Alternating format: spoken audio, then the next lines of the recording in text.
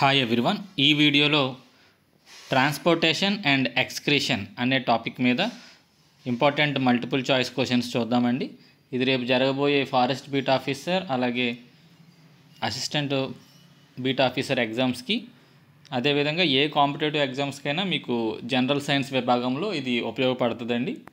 So అందులో మొదటి bit, blood is a type of, రక్తం అనేది ఏ రకానికి చెందింది అనే బిట్ ఇక్కడ ఇవ్వడం జరిగింది. సో దీని ఆన్సర్ వస్తే రక్తం అనేది సంయోజక కణజాలం అండి. ఇది ఒక కనెక్టివ్ టిష్యూ. ఎందుకంటే ఈ రక్తమే ఆక్సిజన్ని క్యారీ తీసుకెళ్తుంది ఒక చోట నుంచి మరో చోటకి. మనం తిన్న ఆహారాన్ని వివిధ రూపాల్లో శరీర భాగాలకి సప్లై చేస్తుంది. ఇలా అన్నిటినీ కనెక్ట్ చేసేది బ్లడ్డే కాబట్టి దీన్ని కనెక్టివ్ టిష్యూ అని పిలుస్తారండి, సంయోజక కణజాలం. సుమారు 200 పైగానే ఎంసీక్యూలు మేము ఈ వీడియోలో అందిస్తానండి. కొన్ని బిట్స్ రిపీట్ అవ్వచ్చు, ఎందుకంటే 7th class text book, 10th class text book కొన్ని టాపిక్స్ సేమ్ వచ్చినాయండి, అందువల్ల కొన్ని బిట్స్ ఒక్కోసారి రిపీట్ అవుతాయి.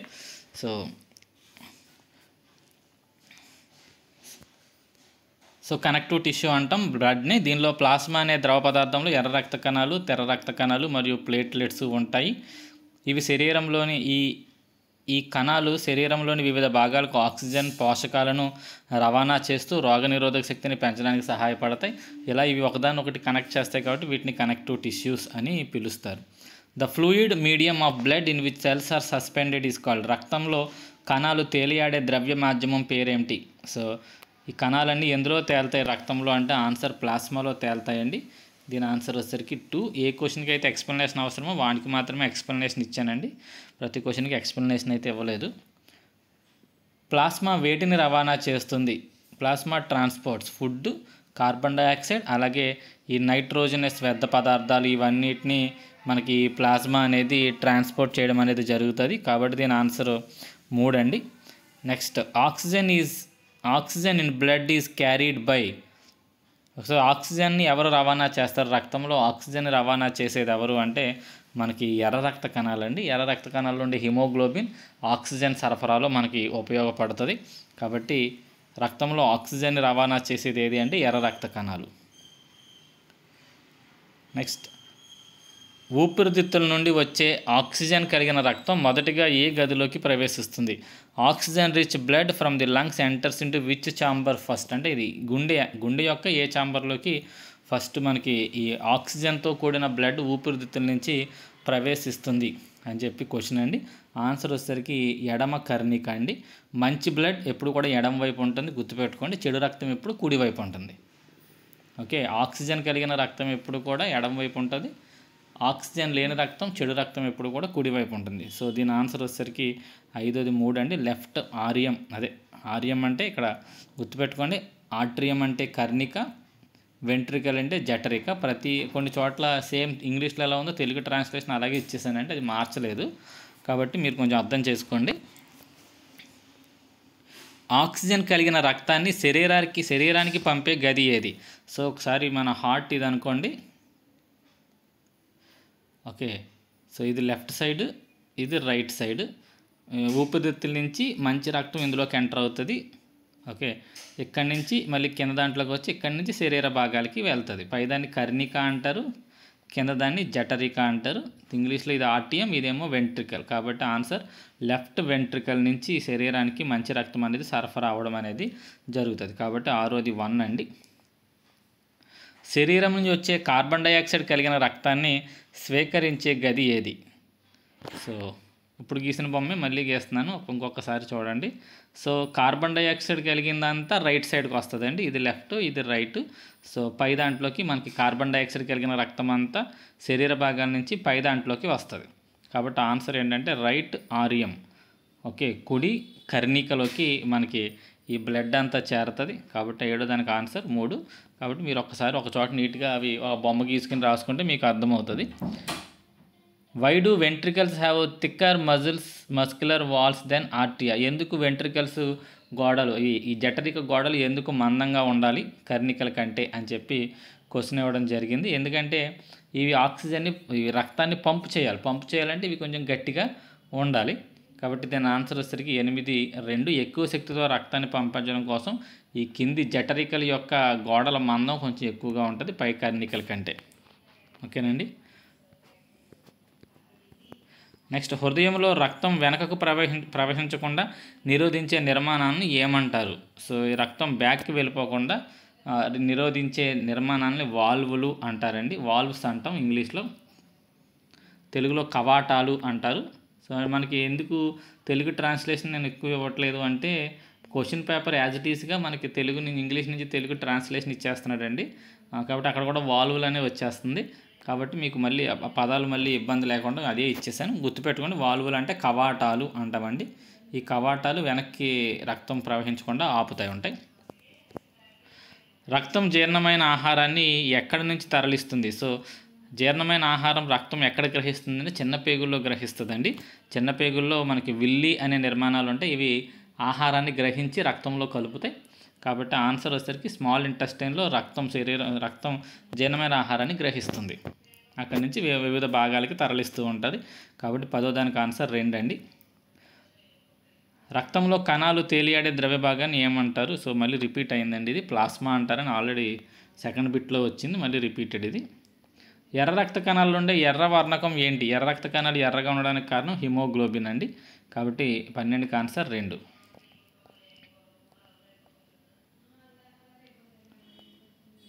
ఇక్కడ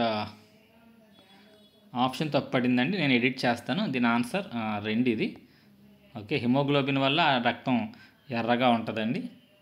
నెక్స్ట్, మన రక్తంలో రోగకారక జీవులతో పోరాడే కణాలు ఏంటి? సో తెల్ల రక్త కణాలు అండి. తెల్ల రక్త కణాలు మనకి రోగనిరోధక శక్తిని కలిగిస్తాయి. ఈ జీవులతో అవే పోరాడతాయి. కాబట్టి ఆన్సర్ 2. ప్లేట్లెట్స్ ఏ పనిలో సహాయపడతాయి? రక్తం గడ్డకట్టడానికి సహాయపడతాయండి ప్లేట్లెట్స్.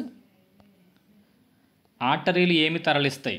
ఆర్టరీస్ క్యారీస్, మనకి వీన్స్, ఆర్టరీస్, ధమనులు, సిరలు అని ఉంటాయి కదండి.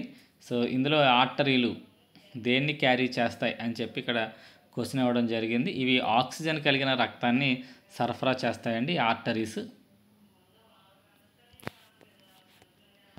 నెక్స్ట్, పల్స్ అనేది దేనివల్ల వస్తుంది?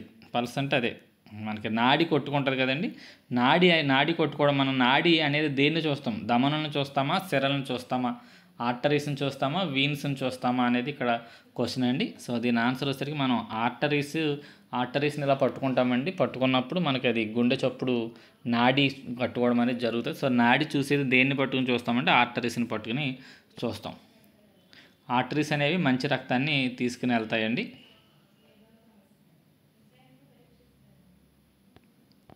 నెక్స్ట్,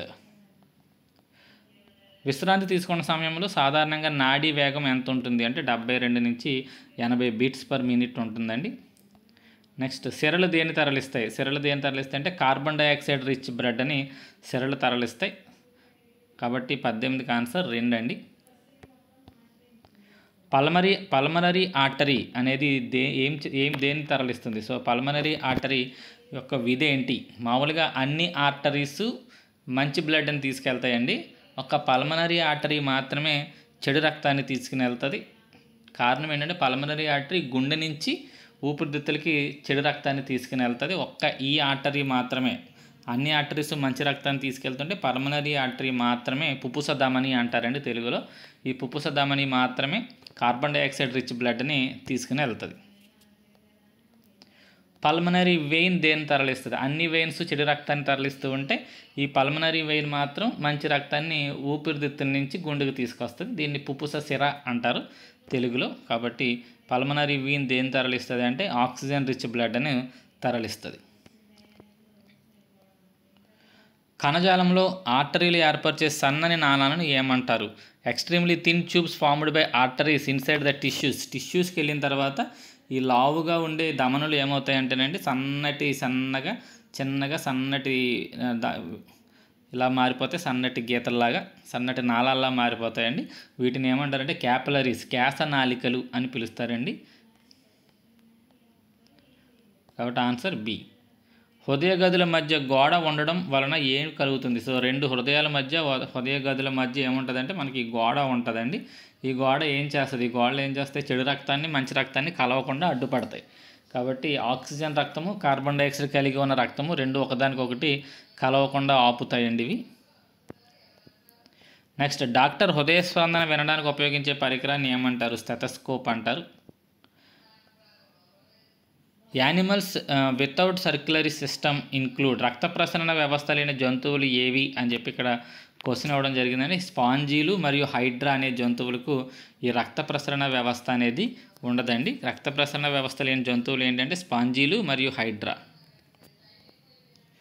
రక్త ప్రసరణ వ్యవస్థను కనుగొన్నది ఎవరు? విలియం హార్వే అనే అతను రక్త ప్రసరణ వ్యవస్థను కనుగొనడం జరిగింది. So answer 2. సజీవ కణాల్లో వ్యర్థాలను తొలగించే ప్రక్రియని ఏమంటారు? The process of removal of waste products in organisms. Excretion, విసర్జన అంటామండి. కాబట్టి 26కి ఆన్సర్ 2. వ్యర్థాలు తొలగించే పద్ధతిని విసర్జన అంటాం. మానవ విసర్జన వ్యవస్థలో భాగాలు ఏంటి? మానవ విసర్జన వ్యవస్థలో ఏమేమి ఉంటాయి అంటే మనకి కిడ్నీ ఉంటుంది, యూరెటర్ ఉంటుంది, బ్లాడర్ ఉంటుంది, యూరెత్రా ఉంటుందండి. ఇవన్నీ కూడా మనకి మానవ విసర్జక వ్యవస్థలో భాగాలు. మూత్రపిండాలు, మూత్రాశయం, మూత్రనాళం ఇవన్నీ ఉంటాయండి. సో నెక్స్ట్, ఒక మనిషి, ఒక నార్మల్ అడల్ట్ మ్యాన్ రోజుకి ఎంత మూత్రాన్ని విసర్జిస్తాడు? సో ఒక మనిషి సాధారణంగా ఎంత మూత్రాన్ని విసర్జిస్తాడంటే 1 నుంచి 1.8 లీటర్ల మూత్రాన్ని విసర్జించడం జరుగుతుంది. నీటిలో నివసించే చేపలు వ్యర్థ పదార్థాలు ఏ రూపంలో విసర్జిస్తాయి? సో చేపలు విసర్జించే వ్యర్థ పదార్థంలో ఏముంటుంది అనేది ఇక్కడ క్వశ్చన్ అండి. సో దీని ఆన్సర్ వచ్చేసరికి అమోనియా ఉంటుందండి. చేపలు, ఈ నీటిలో ఉండే జంతువులు, ఆక్వాటిక్ యానిమల్స్ విసర్జించేది ఏంటి అంటే యూరియాని విసర్జిస్తాయి. Okay, next question. పక్షులు, సరీసృపాలు వ్యర్థాలను ఏ రూపంలో విసర్జిస్తాయి? Okay, birds and reptiles excrete waste as. So దీని ఆన్సర్ వచ్చేసరికి మనకి 30 యూరిక్ ఆమ్లం అండి. యూరిక్ యాసిడ్ రూపంలో ఇవి తమ వ్యర్థాలను పక్షులు మరియు సరీసృపాలు విడుదల చేస్తాయి. మూత్రపిండాలు వైఫల్యం వచ్చినప్పుడు రక్తాన్ని శుద్ధి చేసే ప్రక్రియను ఏమంటారు అంటే డయాలసిస్ అంటారండి. ఈ మూత్రపిండాల రోగులకి డయాలసిస్ చేస్తూ ఉంటారు. మొక్కలు నీరు మరియు ఖనిజాలు ఎటువంటి భాగం ద్వారా గ్రహిస్తాయి? Water and minerals are observed by plants. ఇవి వేళ్ల ద్వారా, వేర్లు ఉంటాయి కదండి, రూట్ హెయిర్స్, ఆ వేర్ల ద్వారా అబ్జర్వ్ చేయడం అనేది జరుగుతుంది. మొక్కల్లో నీరు తరలించే కణజాలం ఏది? మొక్కల్లో నీరు కింద నుంచి పైకి తీసుకెళ్లే కణజాలం ఏది అని చెప్పి ఇక్కడ క్వశ్చన్ ఇవ్వడం జరిగిందండి. దీన్ని జైలెమ్ అని పిలుస్తారు. ఆహార పదార్థాన్ని తీసుకెళ్లేది వేరే ఉంటుంది, నీటిని తీసుకెళ్లేది వేరే ఉంటుంది. సో ఇక్కడ జైలేం అనే కణజాలం కింద నుంచి కింద రూట్స్ కాడి నుంచి టాప్లో ఉండే ఈ చివర్లో ఉండే లీవ్స్ దాకా కూడా మనకు నీటిని తరలించే దాని పేరు, ఆ కణజాలం పేరు జైలేం అండి. ఆహారాన్ని తరలించే దాన్ని ఏమంటారు? ఆహారాన్ని తరలించే కణజాలాన్ని ఏమంటారు అంటే దీన్ని పోలెమ్ అని పిలుస్తారండి. ప్లోయం అని పిలుస్తారు.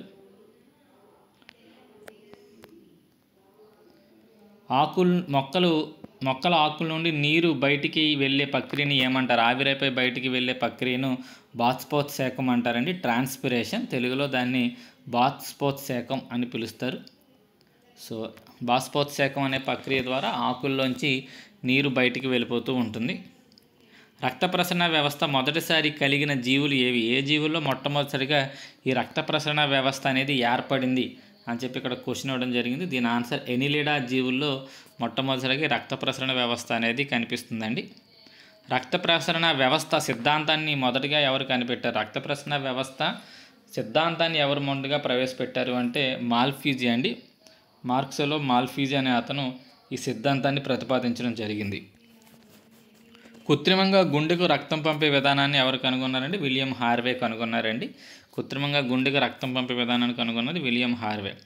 రక్త అధ్యయనాన్ని ఏమంటారు? హెమటాలజీ అంటారు. ఆరోగ్యవంతుడైన పెద్ద మనిషి శరీరంలో రక్త పరిమాణం ఎంత ఉండే? 5 నుంచి 6 లీటర్లు ఉంటుందండి మన శరీరంలో రక్తం.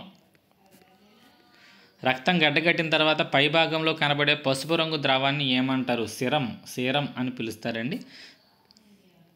మనిషి యొక్క రక్తం pH విలువ ఎంత ఉంటుంది? 7.3 నుంచి 7.4 మధ్యలో ఉంటుందండి. మనిషి యొక్క రక్త pH క్షార విలువను కలిగి ఉంటుంది. బొద్దింక, మిడత వంటి కీటకాల్లో రక్తం ఏ రంగులో ఉంటుంది? Insects like cockroach and grasshopper have blood of which colour? ఇక్కడ వీటిల్లో ఇటువంటి కీటకాల్లో మనకి తెల్ల రంగు రక్తం అనేది తెలుపు రంగులో ఉంటుందండి. వాటిలో హిమోగ్లోబిన్ అనేది ఉండదు. పీత, నత్త, రొయ్యల్లో రక్తం ఏ రంగులో ఉంటుంది అంటే ఆన్సర్ నీలి రంగులో ఉంటుంది. దీనికి కారణమైనది ఏంటి అంటే హిమోసయనిన్ అనే దానివల్ల ఈ బ్లూ కలర్ వస్తుందంటండి. కాబట్టి గుర్తుపెట్టుకోండి, ఈ పీతలు, నత్తలు వీటిలో రక్తం నీలిరంగు రక్తం కలిగి ఉంటాయి. జలగ లాలాజలంలో ఏ పదార్థం రక్తం గడ్డకట్టకుండా చేస్తుంది? సో అది రక్తాన్ని పీలుస్తున్నప్పుడు రక్తం గడ్డకట్టకుండా చేసేది ఏంటి అంటే హిరుడిన్ అనేది రక్తం గడ్డకట్టకుండా ఆపుతుందండి. కాబట్టి 45కి ఆన్సర్ 2. అదే దోమలైతే రక్తం గడ్డకట్టకుండా హిమోలైసిన్ అనే దాన్ని ఉత్పత్తి చేస్తాయండి. దోమలైతే హిమోలైసిన్, ఈ జలగ అయితేనేమో హిరుడిన్ అనే దాన్ని ఉపయోగిస్తాయి. రక్తనాళాల్లో రక్తం గడ్డకట్టకుండా ఉండడానికి సహాయపడే పదార్థం. మన రక్తనాళాల్లో ప్రవహిస్తున్నప్పుడు కూడా గడ్డకట్టకూడదు కదండి. అలా గడ్డకట్టకుండా ఉండేందుకు మన శరీరంలో ఉపయోగపడేది ఏంటంటే హెపారిన్ అనేది ఉపయోగపడుతుందండి రక్తం గడ్డకట్టకుండా. బ్లడ్ బ్యాంకుల్లో రక్తం గడ్డకట్టకుండా ఉండడానికి ఆ రక్తానికి ఏ రసాయనాన్ని కలుపుతారంటే సోడియం ఆక్సలేట్ అనే రసాయనాన్ని కలుపుతారండి. దానివల్ల రక్తం గడ్డకట్టకుండా ఉంటుంది. రక్తం గడ్డకట్టక ముందు పైకి కనిపించే తెలుపు రంగు ద్రవం ఏంటి? ఇందాక పసుపు రంగు ద్రవం గురించి అడిగాం, సీరం అండి. తెలుపు రంగు ద్రవం ఏమో ప్లాస్మా అండి. రక్తంలో ప్లాస్మా ఎంత శాతం ఉంటుంది? రక్తంలో ప్లాస్మా సుమారు 55% ఉంటుందండి. కాబట్టి ఆన్సర్ 3. నేను ఏదన్నా బిట్టు ఆన్సర్ తప్పు చెప్తే మీరు కామెంట్ చేయండి. ఇన్ని బిట్లు తయారు చేసి ఆ ఆన్సర్స్ అన్నీ నోట్ చేసుకునేటప్పుడు ఎక్కడో చోట ఒకసారి చిన్న చిన్న మిస్టేక్స్ జరుగుతూ ఉంటాయండి. అటువంటి వాడికి కొంచెం క్షమించి ఈసారి నేను ఏదన్నా తప్పు చెప్తే మీరు కామెంట్ చేయండి. దాన్ని నేను పిన్ చేస్తానండి. నా పిన్ చేసిన కామెంట్స్లో ఆన్సర్స్ ఏదైనా తప్పు ఉంటే అక్కడ కనపడుతుంది. మీరు కంపల్సరీ నా వీడియో ఏది చూసినా ముందు పిన్ చేసిన కామెంట్ చూడండి. అక్కడ మీకు ఎక్కడెక్కడ చిన్న చిన్న మిస్టేక్స్ నేను చెప్పడం జరిగింది అనేది సరిచేసి అక్కడ మీ కామెంట్లో పెట్టడం జరుగుతుంది, చూడండి. నెక్స్ట్, ప్లాస్మాలో నీటి శాతం ఎంత ఉంటుంది? ప్లాస్మాలో నీటి శాతం ఎంత ఉంటుంది అంటే సుమారు 92% మనకి నీటి శాతం ప్లాస్మాలో ఉంటుందండి. ప్లాస్మా యొక్క pH విలువ 7.1 ఉంటుంది. ప్లాస్మాలో లవణాల శాతం 0.9.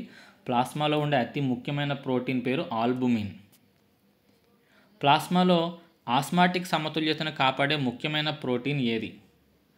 Major protein and plasma responsible for maintaining the osmotic balance. Osmotic balance అంటే ఈ సాంద్రతల్లో తేడా వచ్చినప్పుడు లేదా గాఢతల్లో తేడా వచ్చినప్పుడు అధిక గాఢత నుంచి అల్పగాఢతకు, అల్పగాఢత నుంచి అధిక గాఢతకు ఈ ద్రవాలు ఒకదానికొకటి ఇలా అటు ఇటు మారేదాన్ని ఆస్మాసిస్ అంటామండి. సో ఈ ఆస్మాసిస్ జరగడం కోసం ప్లాస్మాలో ఉండే ప్రోటీన్ ఏంటి అంటే ఇప్పుడే చెప్పుకున్నాం, ప్లాస్మాలో ఉండే అతి ముఖ్యమైన ప్రోటీన్ ఆల్బుమిన్ అని. సో ఆన్సర్ ఆల్బుమిన్ అండి. ఈ ఆల్బుమిన్ లోపం వస్తే ఎడిమా అనే వ్యాధి వస్తుంది.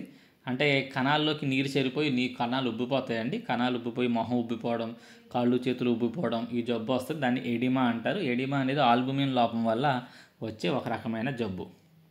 ప్లాస్మాలో రక్తం గడ్డకట్టడానికి సహాయపడే ప్రోటీన్ ఏది? ప్లాస్మాలో రక్తం గడ్డకట్టడానికి ఉపయోగపడే ప్రోటీన్ ఏది అని చెప్పి ఇక్కడ క్వశ్చన్ ఇవ్వడం జరిగింది. సో దీని ఆన్సర్ వచ్చేసరికి ప్రోత్రాంబిన్. ఈ ప్రోత్రాంబిన్ అనే ఈ ప్రోటీన్ రక్తం గడ్డకట్టడానికి సహాయపడుతుందండి. ఎందులో ఉంటుందంటే అది ప్లాస్మాలో ఉంటుంది. రక్తంలో రక్త కణాల శాతం ఎంత? ఎక్కువ ప్లాస్మా, మీకు 55% ప్లాస్మా ఉంటుందని చెప్పానండి ఇందాక నేను, మీకు గుర్తుండే ఉంటుంది. ఇక మిగతా 45% రక్త కణాలు ఉంటాయి. కాబట్టి ఆన్సర్ సి. రక్తంలో నీటి శాతం ఎంత ఉంటుంది? రక్తంలో నీటి శాతం సుమారు 90% నీరు ఉంటుందండి. కాబట్టి 54 ఆన్సర్ డి. ఎర్ర రక్త కణాలను మొట్టమొదటిసారిగా కనుగొన్న శాస్త్రవేత్త ఎవరు? ఎర్ర రక్త కణాలను కనుగొన్న శాస్త్రవేత్త యాంటోనీ వాన్ లీవెన్ హుక్ అండి. ఇతను ఎర్ర రక్త కణాలను కనుగొనడం అనేది జరిగింది. ఎర్ర రక్త కణాల ఉత్పత్తిని ఏమంటారు? ఎర్ర రక్త కణాలను ఎరిథ్రోసైట్స్ అంటారండి. కాబట్టి ఎర్ర రక్త కణాల ఉత్పత్తిని ఏమంటారు అంటే ఎరిథ్రోపాయిసిన్స్ అంటారండి. ఆన్సర్ వచ్చేసరికి 2. ఎరిథ్రోపాయిసిస్ అంటే ఎర్ర రక్త కణాల ఉత్పత్తి. క్షీరదాలలో ఎర్ర రక్త కణాలు సాధారణంగా కేంద్రక రహితంగా ఉంటాయి. అంటే వాటి కేంద్రకం ఉండదండి ఎర్ర రక్త కణాలకి. క్షీరదాలు అంటే పాలిచ్చే జంతువులు, కానీ ఏ జంతువుల్లో కేంద్రకం ఉంటుంది, కానీ కొన్ని క్షీరదాల్లో మాత్రమే మనకి ఈ ఎర్ర రక్త కణాల్లో కేంద్రకం ఉంటుంది. ఆ క్షీరదాలు ఏంటి అని చెప్పి క్వశ్చన్ ఇవ్వడం జరిగిందండి. సో దాని ఆన్సర్ వచ్చేసరికి ఒంటె అనే జంతువు మరియు లామా అనే 2 జంతువుల్లోనూ మనకి ఎర్ర రక్త కణాల్లో కేంద్రకం అనేది కనపడుతుంది. అతిపెద్ద ఎర్ర రక్త కణం ఏ జంతువులో కనిపిస్తుంది అనేది ఏనుగులో కనపడుతుందండి. అలాగే ఈ కాంగోపాల్ అనే దాంట్లో కూడా మనకి ఈ ఎర్ర రక్త కణం అనేది కనపడుతుంది. సో ఆన్సర్ ఏనుగు. అలాగే ఈ కాంగోపాల్ అనే జంతువు ఇక్కడ ఆప్షన్ ఇంగ్లీష్లో తప్పుపడిందండి. నెక్స్ట్, మానవ శరీరంలో రెడ్ బ్లడ్ సెల్స్ ఉత్పత్తి ప్రధానంగా ఎక్కడ జరుగుతుంది? ఎర్ర రక్త కణాలు ఎముక మధ్యలో బోన్ మ్యారోలో ఉత్పత్తి అవుతాయండి. వానపాములో ఎర్ర రక్త కణాలు ఉండవు, వాటిలో హిమోగ్లోబిన్ మరి ఎక్కడ ఉంటుంది? సో ఎర్ర రక్త కణాలు ఉండవు, వాటిలో వానపాములో ఎక్కడ ఉంటుంది అంటే ఇది ప్లాస్మాలో కరిగిపోయి ఉంటుందండి. కాబట్టి ఆన్సర్ 60కి వచ్చేసరికి 3 హిమోగ్లోబిన్ ప్లాస్మాలో కరిగిపోయి ఉంటుంది. ఆర్బీసీల జీవితకాలం సుమారు ఎంత ఉంటుంది మనుషుల్లో? ఎర్ర రక్త కణాల జీవితకాలం సుమారు 120 రోజులు ఉంటుందండి. కాబట్టి ఆన్సర్ 3. ఎర్ర రక్త కణాల శ్మశాన వాటిక అని దేన్ని పిలుస్తారు అంటే ఈ స్ప్లీన్ అని ఉంది కదండి, ప్లీహాన్ని మనం ఎర్ర రక్త కణాల శ్మశాన వాటిక అని పిలుస్తాం. 62కి ఆన్సర్ 3. ఆర్బీసీల జీవితకాలం కనుగొనటకు ఏ ఐసోటోప్ను ఉపయోగిస్తారు? ఏ ఐసోటోప్ ఆధారంగా ఈ రెడ్ బ్లడ్ సెల్స్ యొక్క జీవితకాలాన్ని కనిపెడతారంటే క్రోమియం 51 అనే దాన్ని ఉపయోగించి ఎర్ర రక్త కణాల జీవితకాలాన్ని కనిపెడతారండి. పక్షుల్లో రెడ్ బ్లడ్ సెల్స్ ఎక్కడ ఉత్పత్తి అవుతాయి? మనుషుల్లో అయితే ఎముక మధ్యలో ఉత్పత్తి అవుతాయని చెప్పుకున్నాం. పక్షుల్లో అయితే ఈ బుర్సా అనే ఒక అవయవంలో బర్సా అనే అవయవంలో ఈ పక్షుల్లో ఎర్ర రక్త కణాల ఉత్పత్తి అనేది జరుగుతుంది. రక్తం ఎర్రగా కనిపించడానికి ప్రధాన కారణం హిమోగ్లోబిన్. ఇది ఆల్రెడీ రిపీట్ అయిందండి. హిమోగ్లోబిన్కి అత్యంత సన్నిహితమైన వాయువు ఏది? హిమోగ్లోబిన్ ఎక్కువగా దేంతో కలవడానికి ఇష్టపడుతుంది అంటే ఆన్సర్ కార్బన్ మోనాక్సైడ్తో కలుస్తుందండి. కార్బన్ మోనాక్సైడ్ అందుబాటులో ఉన్నప్పుడు హిమోగ్లోబిన్ ఆక్సిజన్తో కలవకుండా కార్బన్ మోనాక్సైడ్తో కలిసిపోయి విషపూరితంగా శరీరానికి ఆక్సిజన్ అందకుండా చేసేస్తుందండి. కాబట్టి కార్బన్ డైఆక్సైడ్ వాయువులో ఎక్కువ కాలం ఉంటే మనం చనిపోయే ప్రమాదం ఉంటుంది. కాబట్టి ఇక్కడ answer carbon monoxide. Haemoglobin plus carbon monoxide కలిపినప్పుడు ఏర్పడే పదార్థాన్ని ఏమంటారు అంటే కార్బాక్సీ హిమోగ్లోబిన్ అంటారండి. 68కి ఆన్సర్ 3. ఆర్బీసీల సంఖ్య తగ్గడం వల్ల వచ్చే వ్యాధి ఇది? రెడ్ బ్లడ్ సెల్స్ కనుక తగ్గిపోతే అప్పుడు మనకు వచ్చే వ్యాధిని ఏమంటారంటే ఎనిమియా అంటారండి, రక్తహీనత. ఆడవాళ్ళలో ఎక్కువగా ఈ ఎనిమియా అనేది రక్తహీనత అనేది కనపడుతుంది, వాళ్ళు హిమోగ్లోబిన్ చాలా తక్కువగా ఉంటుంది. ఈ రెడ్ బ్లడ్ సెల్స్ కనుక ఆకారం మారిపోయి సి ఆకారంలోకి కనుక చేరితే అప్పుడు ఆ జబ్బుని ఏమంటారు అంటే దాని ఆన్సర్ వచ్చేసరికి సికిల్ సెల్ ఎనీమియా అని పిలుస్తారండి. వాటి ఆర్బీసీల ఆకారం మారిపోతుంది, సి అనే ఆకారంలోకి మారతాయి అంటండి. అవి అలా మారిపోతే వచ్చేదాన్ని సికిల్ సెల్ ఎనీమియా అంటారు. అదే ఎర్ర రక్త కణాల సంఖ్య పెరిగిపోతే వచ్చే జబ్బుని పాండు రోగం అని పిలుస్తారంటండి. వైట్ బ్లడ్ సెల్స్కి మరో పేరు ఏంటి? వైట్ బ్లడ్ సెల్స్కి మరో పేరు ఏంటంటే లూకోసైట్స్ అనుకుంటండి. లూకోసైట్స్. 71కి ఆన్సర్ 2 అండి. లూకోసైట్స్ అని పిలుస్తారు. వైట్ బ్లడ్ సెల్స్ని లూకోసైట్స్ అంటారు. వైట్ బ్లడ్ సెల్స్ సంఖ్య పెరగడం వల్ల వచ్చే వ్యాధి ఏంటి? లుకేమియా, క్యాన్సర్ అండి. వైట్ బ్లడ్ సెల్స్ ఎప్పుడైతే పెరిగిపోయినాయో మనకి బ్లడ్ క్యాన్సర్ వస్తుంది, లుకేమియా అనే జబ్బు మనకి వస్తుంది. 1 క్యూబిక్ మిల్లీమీటర్ రక్తంలో వైట్ బ్లడ్ సెల్స్ సంఖ్య సుమారు ఎంత ఉండొచ్చు? సో ఎంత ఉండొచ్చు అంటే 4 నుంచి 11 లక్షల వైట్ బ్లడ్ సెల్స్ ఉంటాయంటండి 1 క్యూబిక్ మిల్లీలీటర్ రక్తంలో. ఆ సంఖ్య ఎక్కువ అయిపోతే వచ్చేదాన్ని లుకేమియా అంటారు. సో మొత్తం రక్తంలో ఈ red blood cells white blood cells నిష్పత్తి ఎంత ఉంటుంది అంటే రెడ్ బ్లడ్ సెల్స్ 500 ఉంటే వైట్ బ్లడ్ సెల్ ఒకటి ఉంటుందండి. 500:1 అనేది right answer. White blood cells సాధారణ జీవితకాలం ఎంత ఉంటుందంటే 12 నుంచి 13 రోజులు ఇవి బతుకుతాయండి white blood cells. Red blood cells అయితే ఇందాక చెప్పాను 120 డేస్ సుమారు బతుకుతాయి. వైట్ బ్లడ్ సెల్స్ ఉత్పత్తి ప్రధానంగా ఏ గ్రంథి వల్ల జరుగుతుంది? ఏ గ్లాండ్ వైట్ బ్లడ్ సెల్స్ని ఉత్పత్తి చేయడానికి ఉపయోగపడుతుంది అంటే థైమస్ గ్లాండ్ అండి. దీన్నే బాలగ్రంథి అని పిలుస్తారు, థైమస్ గ్లాండ్. జీవితకాలం ముగిసిన తర్వాత వైట్ బ్లడ్ సెల్స్ ఎక్కడ విచ్ఛిన్నం అవుతాయి అంటే లివర్లో విచ్ఛిన్నం అవుతాయండి. కాలేయము మరియు లింఫ్ నోడ్స్, ఈ శ్వాసనాళాలండి, లింఫ్ నోడ్స్ దగ్గర ఇవి విచ్ఛిన్నం అవుతాయి. కాబట్టి 77కి ఆన్సర్ 3. రక్తంలోని రక్షక భటులు అని పిలుస్తారు వీటిని, వైట్ బ్లడ్ సెల్స్ని. అలాగే రక్తాన్ని శుభ్రం పరిచే స్కావెంజర్స్ ఆఫ్ బ్లడ్ అని కూడా మనం ఈ తెల్ల రక్త కణాలనే పిలుస్తామండి. మన బాడీని రక్షిస్తాయి, మన బాడీని శుభ్రం కూడా ఇవే చేస్తాయి. గుర్తుపెట్టుకోండి, ఇవి తెల్ల రక్త కణాలు. తెల్ల రక్త కణాలు ప్రధానంగా ఎన్ని రకాలు ఉంటాయి? సో తెల్ల రక్త కణాలు సాధారణంగా 2 రకాలండి. So 78కి answer 1. ఆ రెండు రకాలు ఏంటి అంటే గ్రాన్యులోసైట్స్, అగ్రాన్యులోసైట్స్ అని మనకి రెండు రకాలండి. గ్రాన్యులోసైట్స్లో ఏముంటాయంటే న్యూట్రోఫిల్స్, ఇసినోఫిల్స్, బెసోఫిల్స్ అనేవి గ్రాన్యులోసైట్స్ ఉంటాయండి. ఇవన్నీ చదవాలనుకోవద్దండి. మీకు అటు సిలబస్లో పర్టికులర్గా రక్తము, దాని నిర్మాణము అని చెప్పి మీకు సిలబస్ ఇవ్వడం జరిగింది. సిలబస్ని చూసే నేను ప్రతి పాయింట్ సేకరించానండి. రక్తము, దాని నిర్మాణము, అలాగే రక్తము ట్రాన్స్ఫ్యూజన్ అంటే ఏ గ్రూప్ నుంచి ఏ గ్రూప్కి బ్లడ్ డొనేట్ చేయొచ్చు, ఏ గ్రూప్కి డొనేట్ చేయకూడదు, ఇటువంటివన్నీ మీకు సిలబస్లో ఉన్నాయండి. అవన్నీ సేకరించాను కాబట్టి 200 బిట్లు అయినాయండి. సో గ్రాన్యులోసైట్స్ అంటే ఇందులో 3 ఉంటాయి: న్యూట్రోఫిల్స్, ఇసినోఫిల్స్, బెసోఫిల్స్.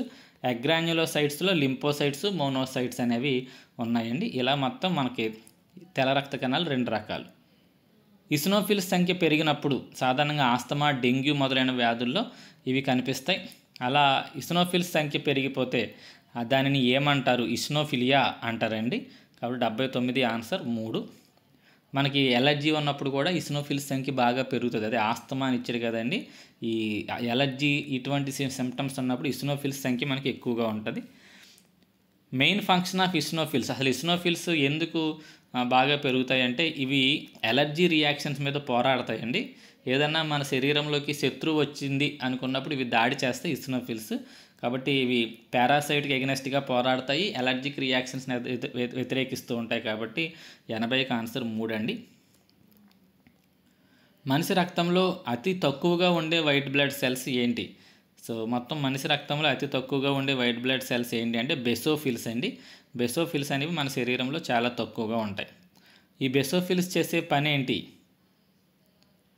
బెసోఫిల్స్ చేసే పని ఏంటి అంటే ఏదైనా దెబ్బ తగిలినప్పుడు అక్కడ మనకి చీము పడుతుంది కదండి, దాన్ని తగ్గిస్తూ అక్కడికి వచ్చే మైక్రో ఆర్గానిజమ్స్ని, మైక్రోబ్స్ని చంపేసి అక్కడ దెబ్బ తగ్గడానికి హెల్ప్ చేస్తాయండి బెసోఫిల్స్. మనిషి రక్తంలో అత్యధికంగా ఉండే గ్రాన్యులోసైట్స్ ఏవి? మనిషి రక్తంలో అత్యధికంగా ఉండే ఈ గ్రాన్యులోసైట్స్ ఏంటి అని చెప్పి ఇక్కడ క్వశ్చన్ ఇవ్వడం జరిగింది. ఆన్సర్ న్యూట్రోఫిల్స్ చాలా ఎక్కువగా ఉంటాయండి మన శరీరంలో. నెక్స్ట్, ఏ తెల్ల రక్త కణాలను సూక్ష్మ రక్షక భటులు అని పిలుస్తారు? మనకు చాలా రకాలు ఇందాక చెప్పుకోను కానీ బెసోఫిల్స్, ఎసినోఫిల్స్, న్యూట్రోఫిల్స్, ఇలా వీటిలో దేన్ని సూక్ష్మ రక్షక భటులు అని పిలుస్తారు? సో దాని ఆన్సర్ న్యూట్రోఫిల్స్. ఏవైతే మన శరీరంలో ఎక్కువ ఉంటున్నాయో న్యూట్రోఫిల్స్, వాటినే సూక్ష్మ రక్షక భటులు అని పిలుస్తారండి. కాబట్టి ఆన్సర్ 2. అతి చిన్న తెల్ల రక్త కణాలు ఏంటి? మన శరీరంలో అతి చిన్న తెల్ల రక్త కణాలు ఏంటి అంటే ఆన్సర్ లింపోసైట్స్ అండి. లింపోసైట్స్ అనేవి అతి చిన్నవి. ఇవి హెచ్ఐవి వల్ల నాశనం అయిపోతాయి, గుర్తుపెట్టుకోండి. ఎయిడ్స్ వ్యాధి వల్ల నశించిపోయే తెల్ల రక్త కణాలు ఏంటి అంటే లింపోసైట్స్. మన రోగ నిరోధక శక్తి తగ్గిపోతుంది, లింపోసైట్స్ అనేవి నాశనం అయిపోతాయండి. అతిపెద్ద తెల్ల రక్త కణాలు ఏంటి? అతి చిన్నవి లింపోసైట్స్, అతి పెద్దవి ఏంటి అంటే మోనోసైట్స్. కాబట్టి దీని ఆన్సర్ 3 అండి. మీకు ఇవన్నీ ఒక చోట ఇవ్వడం జరిగింది, ఇక్కడ చూసుకోండి. ఇక్కడ మీకు ఇచ్చాను. అతి తక్కువ సంఖ్యలో ఉండేవి బెసోఫిల్స్, అతి ఎక్కువగా ఉండేవి న్యూట్రోఫిల్స్, అతి పెద్దది మోనోసైట్స్, అతి చిన్నవి లింపోసైట్స్. ఓకే, 4 గుర్తుపెట్టుకోండి బాగా. మోనోసైట్స్ను రక్తంలో నిజమైన పారిశుధ్య కార్మికులు అని ఎందుకు పిలుస్తారు? మోనోసైట్స్ని ఎందుకు ట్రూ స్కావెంజర్స్ అని పిలుస్తారు అంటే ఇవి ఏం చేస్తాయంటే ఏదన్నా క్రిమి వచ్చినప్పుడు దాన్ని చంపేసి చచ్చిపోయిన క్రిమిని ఇవి తినేస్తాయండి. They engulf and remove the germs and debris. అక్కడ వచ్చే చెత్త, ఆ చనిపోయిన క్రిములు, ఇవన్నిటిని ఇవి ఏం చేస్తాయంటే శుభ్రం చేసి తినేస్తాయి అన్నమాట. ఇవి సూక్ష్మ క్రిములు మరియు వ్యర్థాలను మింగేసి తొలగిస్తాయి. అందువల్ల ఈ మోనోసైట్స్ని ఏమంటారంటే నిజమైన పారిశుధ్య కార్మికులు అని పిలుస్తారు. ప్లేట్లెట్స్ గురించి ఈ సరైన విషయం ఏంటి అని ఇచ్చాడండి. ప్లేట్లెట్స్ గురించి ఇక్కడ 4 ఆప్షన్స్ ఇచ్చాడు. ఇందులో ఒకటి తప్పు ఉంటుంది, ఒకటి రైట్ ఉంటుంది, అదేంటో కనిపెట్టండి అన్నాడు. ఇవి కేంద్రకాన్ని కలిగి ఉంటాయి. తప్పు, ప్లేట్లెట్స్కి కేంద్రకం ఉండదండి. ఇవి ఎముక మధ్యలోని మెగాకార్డియోసైట్స్ నుంచి ఉత్పత్తి అవుతాయి. ఇది రైట్ అండి. మనకి ప్లేట్లెట్స్ ఎక్కడ ఉత్పత్తి అవుతాయి అంటే మన ఎముక మధ్యలో మెగాకార్డియోసైట్స్ అనే ప్రదేశంలో ఉత్పత్తి అవుతాయి. వీటి జీవితకాలం 30 రోజులు అనేది తప్పు, వీటి సంఖ్య 50,000 వరకు ఉంటుందనేది కూడా తప్పే. సో ప్లేట్లెట్స్ ఎక్కడ ఉత్పత్తి అవుతాయి? ఎముక మధ్యలోని మెగాకార్డియోసైట్లో ఉత్పత్తి అవుతాయి. వీటి జీవితకాలం 8 రోజుల నుంచి 9 రోజుల వరకు ఉంటుంది. ఇవి సుమారు 5 లక్షల వరకు ఉంటాయి. Blood clotting is also known as. రక్తం గడ్డకట్టడాన్ని ఏమంటారు?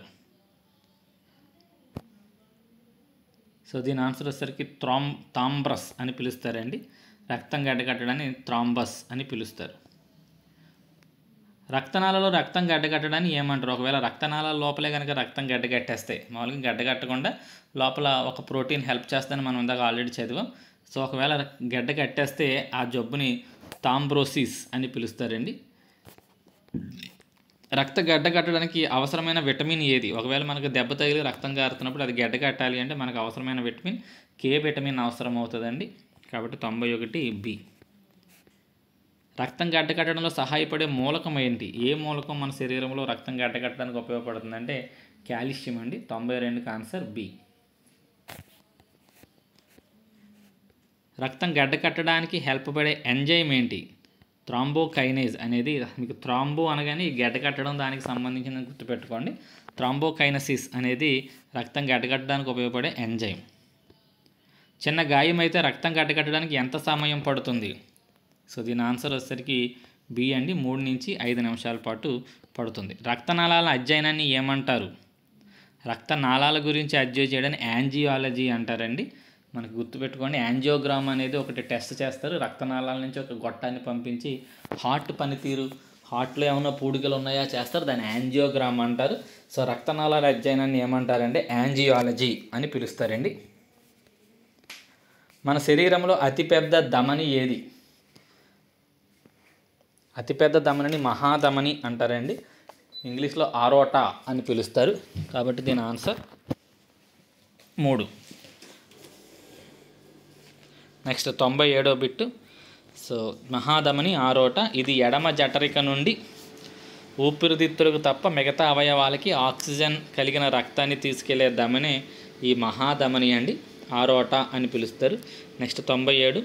Speed of blood flow in the ఆరోటా per minute. నిమిషానికి ఎంత స్పీడ్తో మనకి ఈ ఆరోటాలో రక్త ప్రవాహం అనేది జరుగుతుంది అంటే నిమిషానికి 30 మీటర్ల వరకు అది ప్రయాణిస్తుందండి. కాబట్టి 97కి ఆన్సర్ సి. ఎల్లప్పుడూ చెడు రక్తాన్ని మోసే ధమని ఏది? ఎల్లప్పుడూ which artery always carries impure blood. ఇది ఆల్రెడీ వచ్చిన బిట్టే, మళ్ళీ వచ్చింది. మనకి గుండె నుంచి ఊపిరితిత్తులకి తీసుకెళ్తుంది పల్మనరీ ధమని, పల్మనరీ ఆర్టరీ, పుప్పుస ధమని అంటామండి. 98 బి. కొన్ని బిట్లు రిపీట్ అవుతాయండి. పుప్పుస ధమని రక్తాన్ని ఎక్కడి నుంచి ఊపిరితిత్తులు తీసుకెళ్తుంది? సో చెడు రక్తం ఎక్కడ ఉంటుందని చెప్పానండి. చెడు రక్తం ఎప్పుడూ కూడా మనకి కుడివైపు ఉంటుంది. ఓకే, కాబట్టి ఆన్సర్ వచ్చేసరికి కుడివైపు నుంచి కుడివైపు కింది భాగం నుంచి వెళ్తుందండి. కిందనే ఏమంటాయి మనకి జఠరికలు ఉంటాయి. కాబట్టి ఆన్సర్ కుడి జఠరిక అవుతుందండి ఆన్సర్. కాబట్టి 99 డి. మీకు గుండె యొక్క నిర్మాణం బాగా గుర్తుంటే ఆ క్వశ్చన్ ఎన్నిసార్లు ఎలా తిప్పించినా మీకు వస్తుందండి. ఇక్కడ తెలుగు కొన్ని తప్పులు ఉన్నాయండి, ఏమనుకోవద్దు. ఇక్కడ ప్రాంగణం అనేదో పడింది, యాక్చువల్గా ఇక్కడ కర్ణిక అని పడాలి, ఇక్కడ కూడా ప్రాంగణం అని పడింది, ఏమనుకోవద్దండి. నెక్స్ట్, హృదయ కండరాలకు ఆక్సిజన్ కలిగిన రక్తాన్ని సరఫరా చేసే ధమని ఏది? హృదయ కండరాలు గుర్తుపెట్టుకోండి, గుండెలోని కండరాలకి ఆక్సిజన్ కలిగిన రక్తాన్ని సరఫరా చేసేది కరోనరీ ధమని అండి, కరోనరీ ఆర్టరీ. ఇందులో ఏ చిన్న బ్లాకేజ్ ఉన్నా గుండెపోటు వస్తుందండి. సో గుండెపోటు రావడానికి కారణమైన ధమనులు ఏంటంటే కరోనరీ ధమనుల్లో పూడికలు ఉంటే మనకి హార్ట్ అటాక్ అనేది రావడం జరుగుతుంది. కరోనరీ ధమనుల్లో అడ్డంకులు ఏర్పడితే వచ్చే వ్యాధి ఏంటి? సో గుండెపోటు వస్తుందండి, ఇప్పుడు చెప్పిందే అది.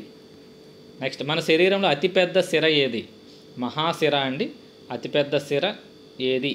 అది పరమహాశిర అని కనపడుతుంది కదండి. 102కి ఆన్సర్ 3. ఇన్ఫీరియర్ వెనకేవా అని పిలుస్తారు దీన్ని, అది అతిపెద్ద సిర. తల, మెడ, చేతుల నుండి చెడు రక్తాన్ని గుండెకి తీసుకొస్తుంది. ఇది కుడి కర్ణికలోకి ఓపెన్ అవుతుందండి. ఇన్ఫీరియర్ వెనకేవా అని పిలుస్తారు. పరమహాశిర అని తెలుగులో పిలుస్తారంటండి దీన్ని.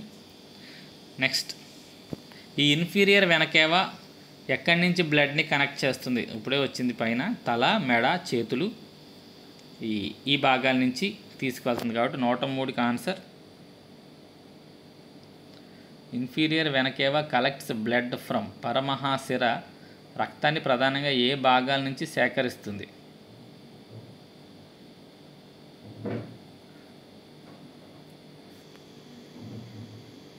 మొండెము, కాళ్ళు. ఇది సుపీరియర్ వెనకేవా, ఇది ఇన్ఫీరియర్ వెనక. ఇక్కడెక్కడో తప్పు పడిందండి. నేను దీన్ని సరిచేసి మీకు కామెంట్ చేస్తానండి, ఏమనుకోవద్దు.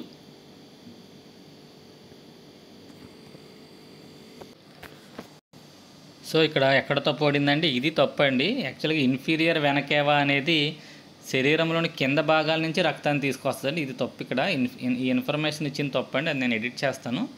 సో ఇది ఏం చేస్తుందంటే కింది భాగాలండి, మొండెము కాళ్ళ నుంచి రక్తాన్ని తీసుకొచ్చి కుడి కరణంలోకి ఎంటర్ అవుతుందండి. అది ఇన్ఫీరియర్ వెనకేవా. అతిపెద్దది ఇన్ఫీరియర్ వెనకేవయ్యే. ఈ బిట్ కరెక్టేనండి. లార్జెస్ట్ వెయిన్ ఏది అంటే ఇన్ఫీరియర్ వెనకేవా కరెక్టే.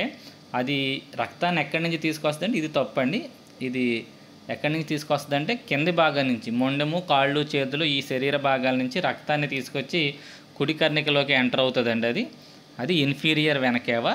సో ఇక్కడ inferior vena cava collects blood from అనేది కరెక్టే. ఇది లోవర్ బాడీ అండ్ లిమ్స్ నుంచి తీసుకొస్తుంది, ఇది కరెక్టేనండి. సెట్ వచ్చి ఇక్కడ ఇన్ఫర్మేషన్ అయితే తప్పు ఇవ్వడం జరిగింది. నేను పీడిఎఫ్లో దాన్ని ఎడిట్ చేస్తానండి, ఏమనుకోవద్దు. నెక్స్ట్ క్వశ్చన్కి వెళ్దాం. పల్మనరీ వెయిన్ క్యారీస్, పుప్పుస సిరలు రక్తాన్ని ఏం చేస్తాయి? పుప్పుస సిర అనేది మంచి రక్తాన్ని గుండె నుంచి మనకి తీసుకొస్తాయండి. మంచి రక్తాన్ని మనకి ఊపిరితిత్తుల నుంచి గుండెకి తీసుకుని వస్తాయి. కాబట్టి పుప్పుస సిరలో ఉండేది ఏ రక్తం అంటే మంచి రక్తం అండి. ఆల్రెడీ వచ్చిన క్వశ్చన్ కొంచెం రిపీట్ అయింది, ఏమనుకోవద్దండి. కరోనరీ సిరలు ప్రధానంగా ఏ భాగం నుంచి రక్తాన్ని తీసుకొస్తాయి? సో కరోనరీ అనగానే గుండె నుంచి తీసుకెళ్తాయండి. కాబట్టి ఆన్సర్ హృదయ కండరాల నుంచి రక్తాన్ని సేకరిస్తాయి ఇవి. నెక్స్ట్ 106, రక్తదాన సమయంలో రక్తం సాధారణంగా ఏ రక్తనాళం నుండి తీసుకుంటాం? అంటే దమనం నుంచి తీసుకుంటామా, సిరల నుంచి తీసుకుంటామా, లేదా రెండింటిలో దేన్నైనా తీసుకోవచ్చు? అంటే మనకి రక్తదానం చేసేటప్పుడు రక్తాన్ని దమనం నుంచి తీసుకోవాలండి. ఎక్కించేటప్పుడు సిరలోకి ఎక్కించాలి, తీసుకునేటప్పుడు దమనం నుంచి తీసుకోవాలి. కాబట్టి 106 ఆన్సర్. 106కి ఆన్సర్ ఒకటే అండి.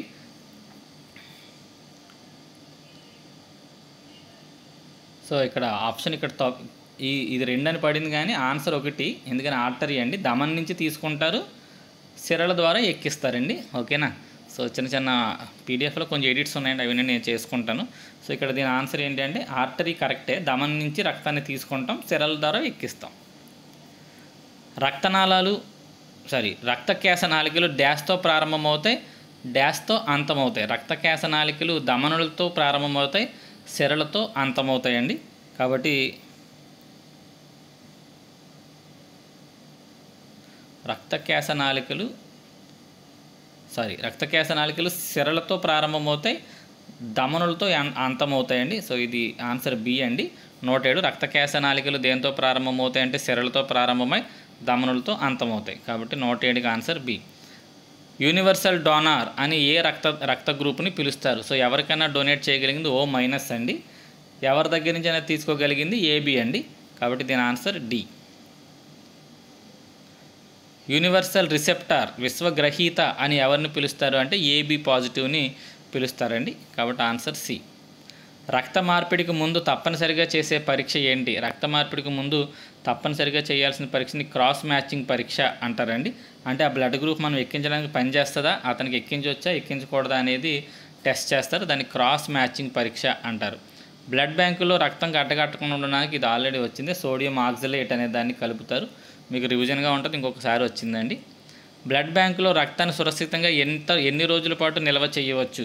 సో దీన్ని ఎన్ని రోజుల పాటు నిల్వ చేయొచ్చు అంటే సుమారు 35 నుంచి 42 రోజుల పాటు రక్తాన్ని నిల్వ చేయడానికి అవకాశం ఉందండి. కార్ల్ ల్యాండ్ స్టైనర్ ఏ బ్లడ్ గ్రూప్స్ని కనిపెట్టారు? ఏ సంవత్సరంలో కనిపెట్టారు అని చెప్పి క్వశ్చన్ ఇవ్వడం జరిగిందండి. ఈ ల్యాండ్ స్టైనర్ గారు బ్లడ్ గ్రూప్స్ని ఏ సంవత్సరంలో కనిపెట్టారు అంటే 1900 సంవత్సరంలో బ్లడ్ గ్రూప్స్ని కనిపెట్టడం అనేది జరిగింది. 113కి బి అండి. ఈ బొద్దింక యొక్క గుండెలో, కాక్రోచ్ యొక్క గుండెలో ఎన్ని గదులు ఉంటాయి అనేది క్వశ్చన్ అండి.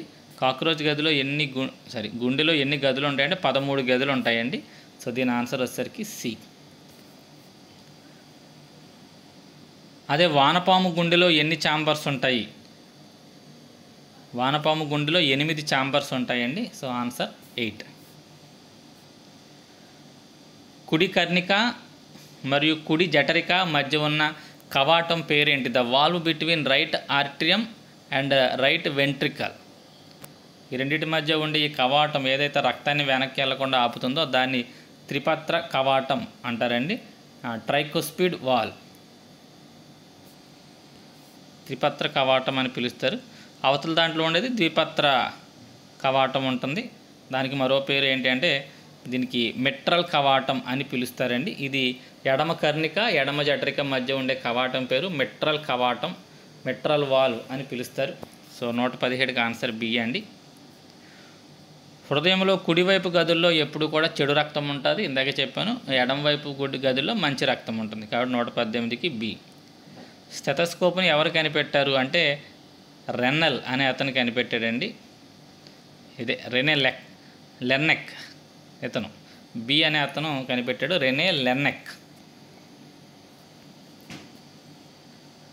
సాధారణంగా మనిషి యొక్క సాధారణ రక్తపీడనం ఎంత? సో మన బ్లడ్ ప్రెషర్ ఎంత ఉంటుందంటే 120/80 ఉంటుంది. అది మన యొక్క రక్తపీడనం. రక్తపీడనాన్ని కొలిచే పరికరం ఏంటి? స్పిగ్మోమానోమీటర్ అనే దాంతో రక్తాన్ని మన పీడనాన్ని కొలుస్తామండి. మన బీపీ బ్లడ్ ప్రెషర్ని కొలుస్తాం. సో ఏబిఓ అనే మొదటి మానవ రక్తవర్గాన్ని కనిపెట్టిన వ్యక్తి ఎవరు? ల్యాండ్ స్టైనర్ అనే అతను కనిపెట్టడం జరిగింది. ఇది ఏబిఓ అనే బ్లడ్ గ్రూప్స్ని కనిపెట్టింది ల్యాండ్ స్టైనర్. తర్వాత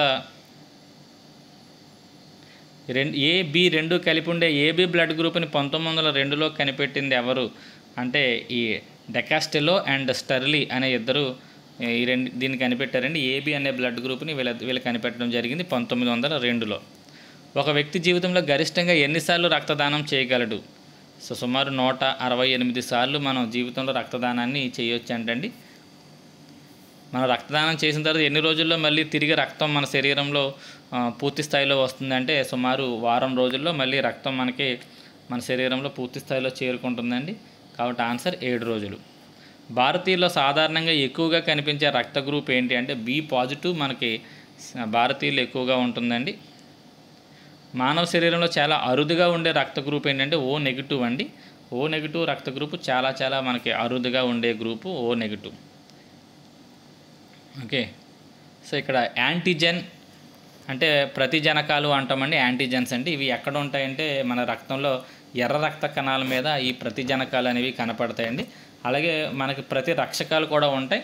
ఈ ప్రతిరక్షకాలేమో ప్లాస్మాలో ఉంటాయి. గుర్తుపెట్టుకోండి, ప్రతిజనకాలేమో ఎర్ర రక్త కణాల్లో ఉంటాయి, ప్రతిజనకాలేమో ఎర్ర రక్త కణాల్లో ఉంటాయి, ప్రతిరక్షకాలేమో ప్లాస్మాలో ఉంటాయి. తెలుగులో ప్రతిజనకాలని యాంటీజెన్ అంటారు, ప్రతిరక్షకాలని యాంటీబాడీస్ అని పిలుస్తారు. ఇవన్నీ కూడా ఒక రకమైన ప్రోటీన్లు అండి. రక్త వర్గాలను దేన్ని బట్టి నిర్ణయిస్తారు అంటే ప్రతి జనకాన్ని బట్టి రక్త వర్గాలను నిర్ణయిస్తారు. ఓకే, ఇక్కడ అత్యంత ఇంపార్టెంట్ ఈ రెండునండి. ప్రతి జనకాలు లేని గ్రూప్ ఏంటి అంటే ఓ గ్రూప్. వీడు ఎవరికైనా దానం చేయొచ్చు, ఎందువల్ల అందులో ప్రతి జనకాలు లేవు కాబట్టి. అది ఏ గ్రూపా బి గ్రూపా ఏబి గ్రూప్ అని ఉండదు, ఎవరికైనా దానం చేయొచ్చు. ఎవరు? ఓ గ్రూప్. విశ్వగ్రహీత ఎవరు అంటే ఏబి. ఇతని దాంట్లో ప్రతిరక్షకాలు ఉండవు. ఓకే, ప్రతిరక్షకాలు ఎప్పుడైతే లేవో ఏ బ్లడ్ అయినా తీసుకోవడానికి అవకాశం ఉంటుంది. కాబట్టి విశ్వగ్రహీత ఎవరు అంటే ఏబి, ఎందుకంటే ప్రతిరక్షకాలు లేవు కాబట్టి.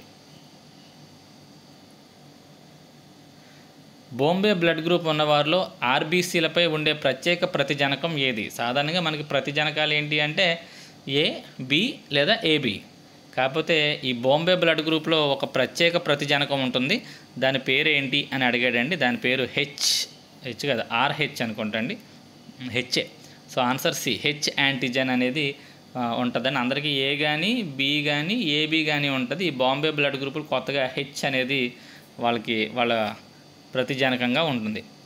ఆర్హెచ్ కారకాన్ని ఎవరు కనుగొన్నారు? ఆర్హెచ్ ఫ్యాక్టర్ అనే దాన్ని ఎవరు కనుగొన్నారు అనేది క్వశ్చన్ అండి. సో ల్యాండ్ స్టైనర్ అలాగే వీనర్ అనే ఇద్దరు కూడా ఈ ఆర్హెచ్ ఫ్యాక్టర్ అనే దాన్ని కనుగొన్నారు. ఏంటి ఆర్హెచ్ ఫ్యాక్టర్ అంటే మనందరికీ తెలుసు, ఏ పాజిటివ్ ఉంటుంది, ఏ నెగిటివ్ ఉంటుంది, B positive B negative. So పాజిటివా నెగిటివ్ ఆర్హెచ్ ఫ్యాక్టర్ ఉంటే దాన్ని పాజిటివ్ గ్రూప్ అంటామండి.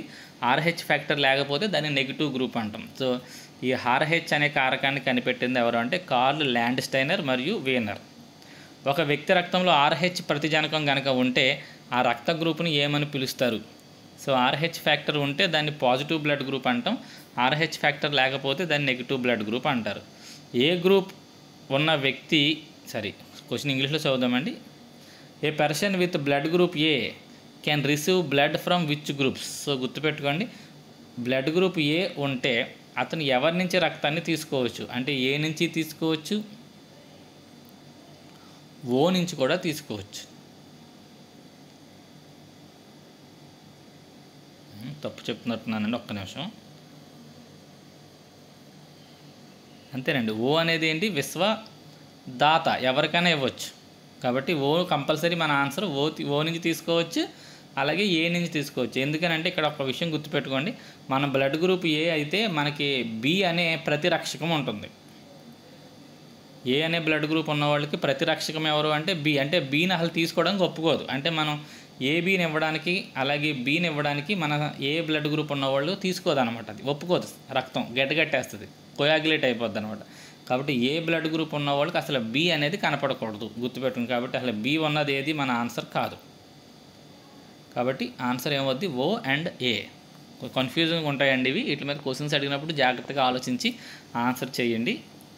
Next, a person with blood group B ఎవరికి డొనేట్ చేయొచ్చు అని ఇచ్చాడండి. ఎవరి నుంచి తీసుకోవచ్చు కాదు, బి బ్లడ్ గ్రూప్ ఉన్నవాళ్ళు ఎవరికి డొనేట్ చేయొచ్చు.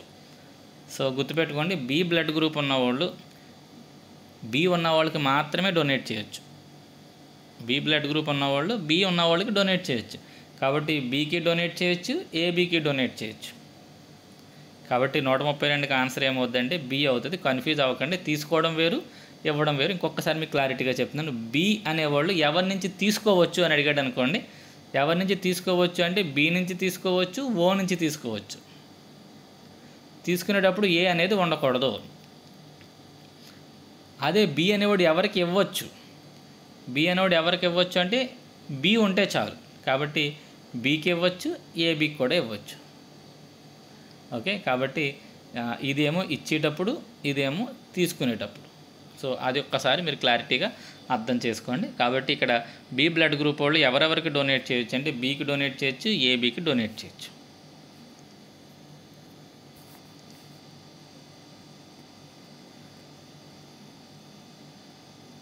అసలు యాంటీజెన్స్ లేని బ్లడ్ గ్రూప్ ఏది? యాంటీజెన్స్ లేని blood group O blood group అండి. ఇది ఎవరికైనా ఇవ్వచ్చు. కాబట్టి 133కి ఆన్సర్ 4. యాంటీబాడీస్ లేనిది ఏబి, యాంటీజెన్ లేనిది ఓ. శ్వాసరస వ్యవస్థ యొక్క ప్రధాన విధి ఏది? So lymphatic system. ఇది మీకు సిలబస్లో సెపరేట్గా ఇచ్చాడు, లింపాటిక్ సిస్టమ్ అని. ఈ శ్వాసరస వ్యవస్థ యొక్క ప్రధాన విధి ఏది అంటే ఇది రోగనిరోధక శక్తిని మనకి మెయింటైన్ చేస్తూనే కణజాల ద్రవాలను తొలగిస్తుంది. సో ఎక్కడైతే మనకి అనవసరమైన ద్రవాలు కణజాలాల్లో ఉంటాయో వాటిని రిమూవ్ చేస్తుందండి. అది శ్వాసరస వ్యవస్థ శోషించుకుంటుంది అనవసరమైన రసాలని. కాబట్టి ఆన్సర్ 134 సి అండి. కొంచెం ఏమైనా కన్ఫ్యూజింగ్గా ఉంటే ఒకసారి నెమ్మదిగా అర్థం చేసుకోవడానికి ప్రయత్నించండి. లింప్ ఎక్కడి నుంచి ఏర్పడుతుంది? ఈ లింప్స్ అనేవి ఎక్కడి నుంచి ఏర్పడతాయి, లింప్ నోడ్స్ అనేవి అని క్వశ్చన్ ఇక్కడ ఇవ్వడం జరిగింది. సో దీని ఆన్సర్ ప్లాస్మా నుంచి వస్తాయండి ఇవి. మన శరీరంలో అతిపెద్ద శ్వాసరస అవయవం ఏది? అతిపెద్ద లింపాటిక్ ఆర్గాన్ ఏది అంటే ఈ స్ప్లీన్ అని ఉంది కదండి. ఇది మన శరీరంలో అతిపెద్ద శ్వాసరస అవయవం స్ప్లీన్. ఎస్ సైలెంట్ అనుకోండి, ప్లీప్ అని ఇవ్వడం జరిగింది, స్ప్లీన్ అంటాం. ఏ శ్వాసరస అవయవం పిల్లల్లో క్రియాశీలకంగా ఉండి పెద్దవాళ్ళు అవగానే అది చిన్నదవుతుందంటే పనిచేయడం మానేస్తుంది? చిన్నపిల్లలు చాలా యాక్టివ్గా ఉంటుంది, పెద్దవాళ్ళతో అది డీజనరేట్ అవుతుందని చెప్పి ఇవ్వడం జరిగింది. దాని ఆన్సర్ థైమస్. కాబట్టి 137కి ఆన్సర్ బి అండి. లాక్టిల్స్ అనేవి ఎక్కడ కనిపిస్తాయి? ఈ లాక్టిల్స్ అనే లింపాటిక్ వెసల్స్ మనకి ఎక్కడ ఉంటాయి అని చెప్పి క్వశ్చన్ అండి. దీని ఆన్సర్ వచ్చేసరికి ఇవి మనకి ఈ ప్రేగుల్లో విల్లే అని ఉంటుంది కదండి, అది శోషించుకుని, అది కూడా ఒక శ్వాసరస ఆర్గానే, లింపాటిక్ ఆర్గానేనండి. అది ఏం చేస్తుంది, మన తిన్న ఆహారంలో జీర్ణం అయిపోయిన తర్వాత ఉండే ఈ రసాలు ఏవైతే ఉన్నాయో ఈ రసాలన్నింటినీ శోషించుకుని రక్తంలో కలిపేస్తుంది. కాబట్టి ఈ లాక్టిల్స్ అనేవి ఎక్కడ కనిపిస్తాయంటే పేగు యొక్క విల్లే అనే దాంట్లో మనకి ఈ లాక్టిల్స్ అనేవి కనపడతాయి. శ్వాసరస ద్రవాన్ని వడకట్టే అవయవం ఏది? సో ఇవన్నీ శోషించుకున్న తర్వాత ఈ రక్తంలో కలిసిపోయిన తర్వాత దాన్ని వడకట్టాలి కదండి. ఆ వడకట్టే అవయవం ఏది అని చెప్పి క్వశ్చన్ ఇవ్వడం జరిగింది. ఆ వడకట్టే వాటినే శ్వాసరస గ్రంథులు అంటారు, లింపాటిక్ నోడ్స్ అంటారండి. లింపాటిక్ నోడ్స్ ఏం చేస్తాయంటే మనం ఈ శ్వాసరస ద్రవాన్ని వడకడతాయి, వడకట్టిన తర్వాత లోపలికి వెళ్తాయి అన్నమాట అవి. ఈ లాక్టిల్స్ అనేవి ఏ పోషకాలను శోషిస్తాయి? ఈ విల్లేలో ఉండే లాక్టిల్స్ అనేవి దేన్ని శోషించుకోవడానికి ఉపయోగపడతాయి అని చెప్పి క్వశ్చన్ ఇవ్వడం జరిగింది. ఇవి సాధారణంగా కొవ్వుల్ని శోషించుకుంటాయి ఈ లాక్టిల్స్ అనేవి. లాక్టిల్స్ అనేవి చిన్న ప్రేగుల్లో ఉండే లింపాటిక్ నాళాలు. ఇవి ఆహారంలో కొవ్వులు మరియు కొవ్వుల్లో కరిగి ఉండే విటమిన్లు శోషించుకోవడానికి కీలక పాత్ర పోషిస్తాయి. కాబట్టి ఆన్సర్ కొవ్వులు అయిందండి. లాక్టిల్స్ ఎక్కడ కనిపిస్తాయి? సో మళ్ళీ వచ్చింది. ప్రేగు యొక్క విల్లేలో మనకి లాక్టిల్స్ అనేవి కనపడతాయి. బి లింపోసైట్స్ని ఎవరు ప్రొడ్యూస్ చేస్తారు? బి శ్వాసరస కణాలు, బీటా శ్వాసరస కణాలని బీటా కాదు, బి లింపోసైట్స్ని ఏవి ఉత్పత్తి చేస్తాయి? సో దీని ఆన్సర్ వచ్చేసరికి క్వశ్చన్ తప్పుడు చెప్తున్నానండి. బి లింపోసైట్స్ దేన్ని ప్రొడ్యూస్ చేస్తాయి? బి లింపోసైట్స్ ఏమి ఉత్పత్తి చేస్తాయి? ఇవి ప్రతిరక్షకాలను ఉత్పత్తి చేస్తాయండి. యాంటీబాడీస్ని ఉత్పత్తి చేస్తాయి. ఇక్కడ యాంటీబాడీస్ అంటే ఏదైనా ఒక బ్యాక్టీరియా లాంటిది మన బాడీలోకి రాగానే ఈ లింపోసైట్స్ ఏం చేస్తాయంటే మనకి యాంటీబాడీస్ అంటే వాటితో పోరాడడానికి ఒక రకమైన యాంటీబాడీస్ని ఉత్పత్తి చేస్తాయండి. ఎవరు అంటే ఈ బి లింపోసైట్స్ ఉత్పత్తి చేస్తాయి. బి లింపోసైట్స్ విదేశీ పదార్థాలకు ప్రతిస్పందనగా యాంటీబాడీస్ని ఉత్పత్తి చేస్తాయి. విదేశీ పదార్థాలు అంటే బయట నుంచి వచ్చే పదార్థాలు. ఆ తర్వాత ఆ పదార్థాలను ఇవి నాశనం చేస్తాయి. టీ లింపోసైట్స్ ఇక్కడ బి లింపోసైట్స్ అయిపోయింది. ఇప్పుడు టీ లింపోసైట్స్ ఏ పనికి బాధ్యత వహిస్తాయి? ఈ టీ లింపోసైట్స్ చేసే పని ఏంటంటే రోగ నిరోధక శక్తిని కలిగి ఉంటాయండి. టీ సెల్స్ అంటారు వీటినే. మీరు ఎప్పుడైనా క్యాన్సర్ ట్రీట్మెంట్లో టీ సెల్ థెరపీ అనే పేరు వస్తుంది. అవి టీ లింపోసైట్స్ అండి. కాబట్టి రోగ నిరోధక శక్తిని అవి కలిగి ఉంటాయి. సో 143కి ఆన్సర్ బి అండి. ఏ శ్వాసరస అవయవం రక్తాన్ని నిల్వ చేసి పాత రెడ్ బ్లడ్ సెల్స్ను ధ్వంసం చేస్తుంది? Which lymphatic organ stores blood and destroys old RBC? So పాతబడిపోయి జీవితకాలం ముగిసిపోయిన ఎర్ర రక్త కణాన్ని నాశనం చేసే లింపోటిక్ ఆర్గాన్ ఏది అని చెప్పి క్వశ్చన్ ఇవ్వడం జరిగింది. ఆన్సర్ స్ప్లీన్ అండి. నెక్స్ట్, శ్వాసరస క్యాపిలరీలు ఎక్కడ ఉంటాయి? లింప్ క్యాపిలరీస్ అనేవి ఎక్కడ ఉంటాయి కదా, ఎక్కడ ఉండవు అని చెప్పి బ్రెయిన్లో ఉండవండి. అసలు ఈ శ్వాసరస అవయవాలు ఏవి మన బ్రెయిన్లో ఉండవు. కాబట్టి ఆన్సర్ 145కి ఆన్సర్ ఏ. శ్వాసరస వ్యవస్థ ద్రవాన్ని తిరిగి ఎక్కడికి పంపిస్తుంది? సో ఇది తీసుకున్న ఈ ద్రవం అంతా తిరిగి ఎక్కడికి పంపించబడుతుంది అని చెప్పి క్వశ్చన్ అండి. సో ఇవన్నీ తీసుకున్నవన్నీ కూడా సిరల్లోకి వెళ్ళిపోతాయండి. ఆ వేస్ట్ అంతా సిరలు రక్తంలో కలుపుతాయి. అందుకే సిరల్లో ఉండేది ఏ రక్తం? చెడు రక్తం కదండి. కాబట్టి ఇది ఏదైతే వేస్ట్ అంతటిని శోషించుకునే శ్వాసరస వ్యవస్థ దాన్ని ఎక్కడికి పంపిస్తుంది అంటే సిరల్లోకి పంపిస్తుంది. కాబట్టి ఆన్సర్ బి. శ్వాసరస గ్రంథులు ప్రధానంగా ఏ పనిలో భాగమవుతాయి? శ్వాసరస గ్రంథులు ఇందాక చెప్పుకున్నాం. యాక్చువల్లీ గ్రంథులు అనే పదం కరెక్ట్ కాదండి, వేరే పదం ఏదో ఉంటుంది. లింపాటిక్ నోడ్స్ చేసే పని ఏంటి అంటే ఇది శోషించుకుంటున్న రసాన్ని వడకడతాయి అన్నమాట. అందులో వేస్ట్ అంతటిని వడకడతాయి. కాబట్టి ఆన్సర్ రోగ నిరోధక శక్తిని చూస్తాయి అవి. కాబట్టి ఆన్సర్ బి అండి. ఈ లింపాటిక్ నోడ్స్ అనేవి ఆ వేస్ట్ అంతటిని ప్యూరిఫై చేసి మన శరీరం రోగాల బారిన పడకుండా రోగ నిరోధక శక్తిని పెంపొందిస్తాయి. కాబట్టి 147కి ఆన్సర్ బి అండి. పేయర్స్ ప్యాచెస్ అనే శ్వాసరస కణజాలం ఎక్కడ కనిపిస్తుంది? పేయర్స్ ప్యాచెస్ అనే శ్వాసరస కణజాలం మనకి చిన్న ప్రేగుల్లో కనిపిస్తుంది.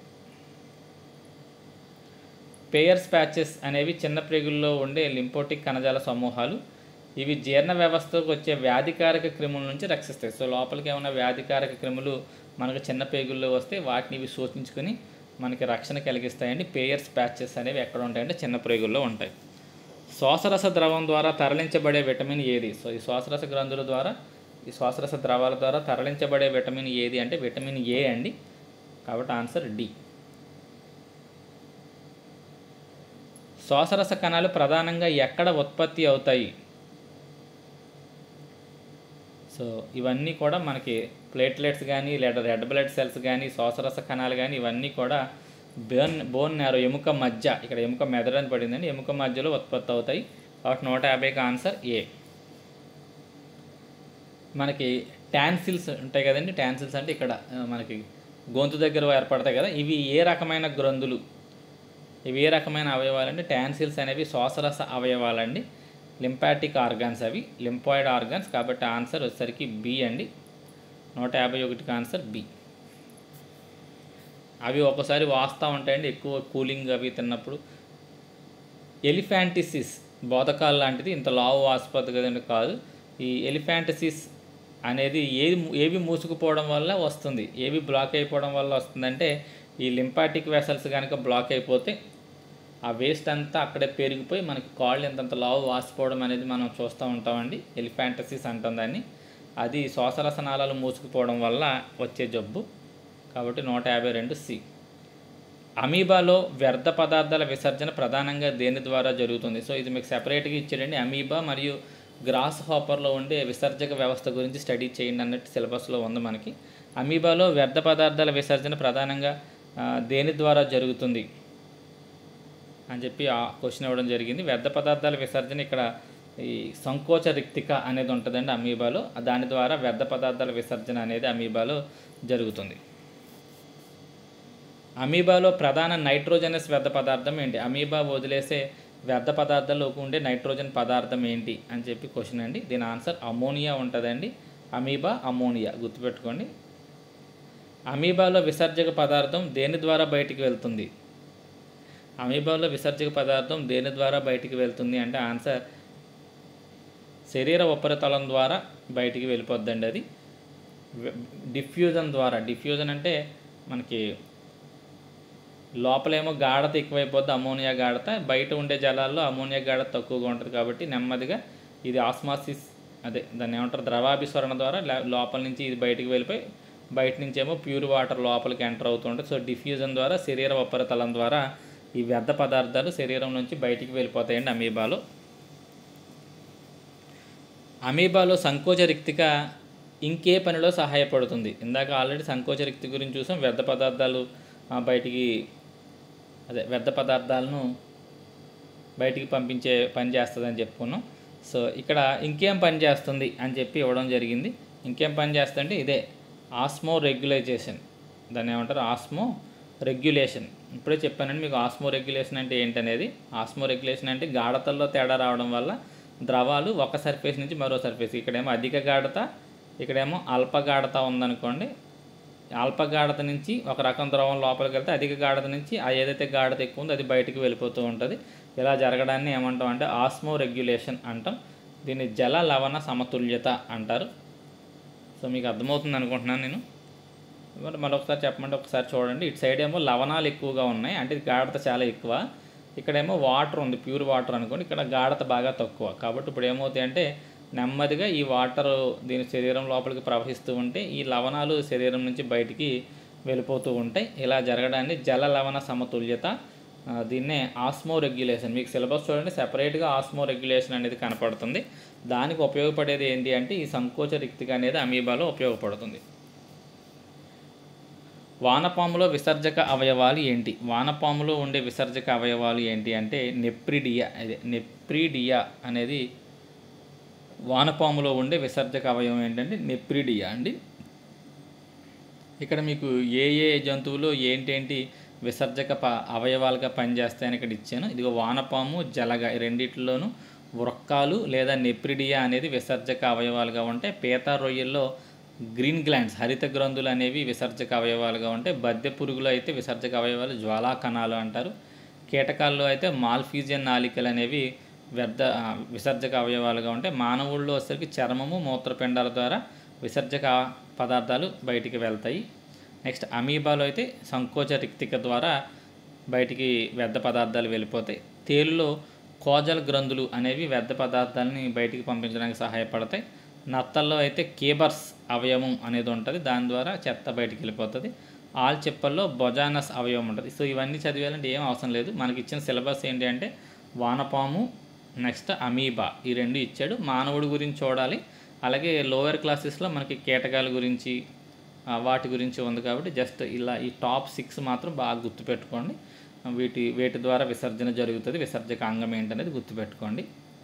నెక్స్ట్ భూమి పురుగు అది ఎర్తవామ్ అంటే వానపాము అండి. ఈ వానపాములో ఎన్ని నెప్రిడియాలు ఉంటాయి? భూమి పురుగు అని పడిగింది తెలుగు ట్రాన్స్లేషన్.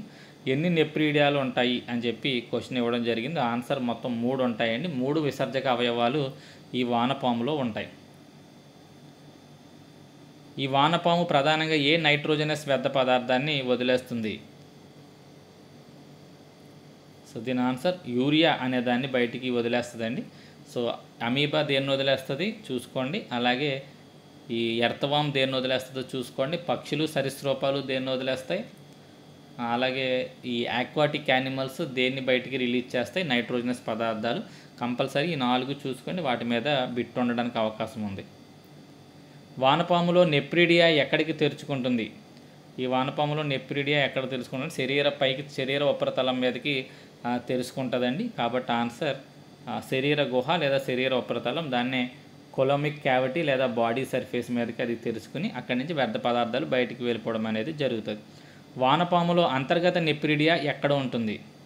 అంతర్గత నెప్రిడియా ఏదైనా సరే శరీర కుడ్యము బాడీ వాల్స్ మీదే ఉంటుందండి. ఎందుకంటే ఇదంతా వేస్ట్ని బయటికి పంపించేసే చర్య కాబట్టి ఆన్సర్ బాడీ వాల్. అమీబాలో విసర్జన ఎలా జరుగుతుంది? ఇది ఇందాక వచ్చింది. సంకోచ రిక్తిక, అక్కడ వ్యాపనం అనేది జరుగుతుంది, డిఫ్యూజన్ జరిగి సంకోచ రిక్తిక ద్వారా ఆస్మో రెగ్యులేషన్ జరిగి మనకి విసర్జన అనేది అవుతుంది, ఇందాక చూసాం. సో మెటాబాలిక్ వ్యర్థాలు మరియు ముఖ్యంగా కార్బన్ డైఆక్సైడ్ మరియు అమోనియా అధిక సాంద్రత గల భాగం నుండి తక్కువ సాంద్రత గల భాగానికి కదులుతాయి, ఇందాక చెప్పుకున్నాం కదండి. ఇది ఈ సంకోచ రిక్తిక అమీబా నీటిని లోపలికి పీల్చుకున్నప్పుడు ఈ సంకోచక రిక్తికలో అదనపు నీరు పోగుబడి దానివల్ల ఇది వాసి చివరికి పగిలిపోతుంది. తద్వారా అదనపు నీరు మరియు వ్యర్థాలు బయటికి వెళ్ళిపోతాయి. ఈ ప్రక్రియనే ఆస్మో రెగ్యులేషన్ అని కూడా మనం పిలుస్తాం. సో గుర్తుపెట్టుకోండి, ఆస్మో రెగ్యులేషన్లో ఉపయోగపడేది ఎవరు అంటే సంకోచ రిక్తిక. మూత్రపిండం యొక్క నిర్మాణం మరియు క్రియాత్మక ఘటకం ఏది? సో మూత్రపిండంలో ఉండే అతి చిన్నది ఏంటంటే నెఫ్రాన్. న్యూరాన్ ఏమో బ్రెయిన్లో ఉంటుందండి, మూత్రపిండాల్లో ఉండేది నెఫ్రాన్. కాబట్టి 163కి ఆన్సర్ బి.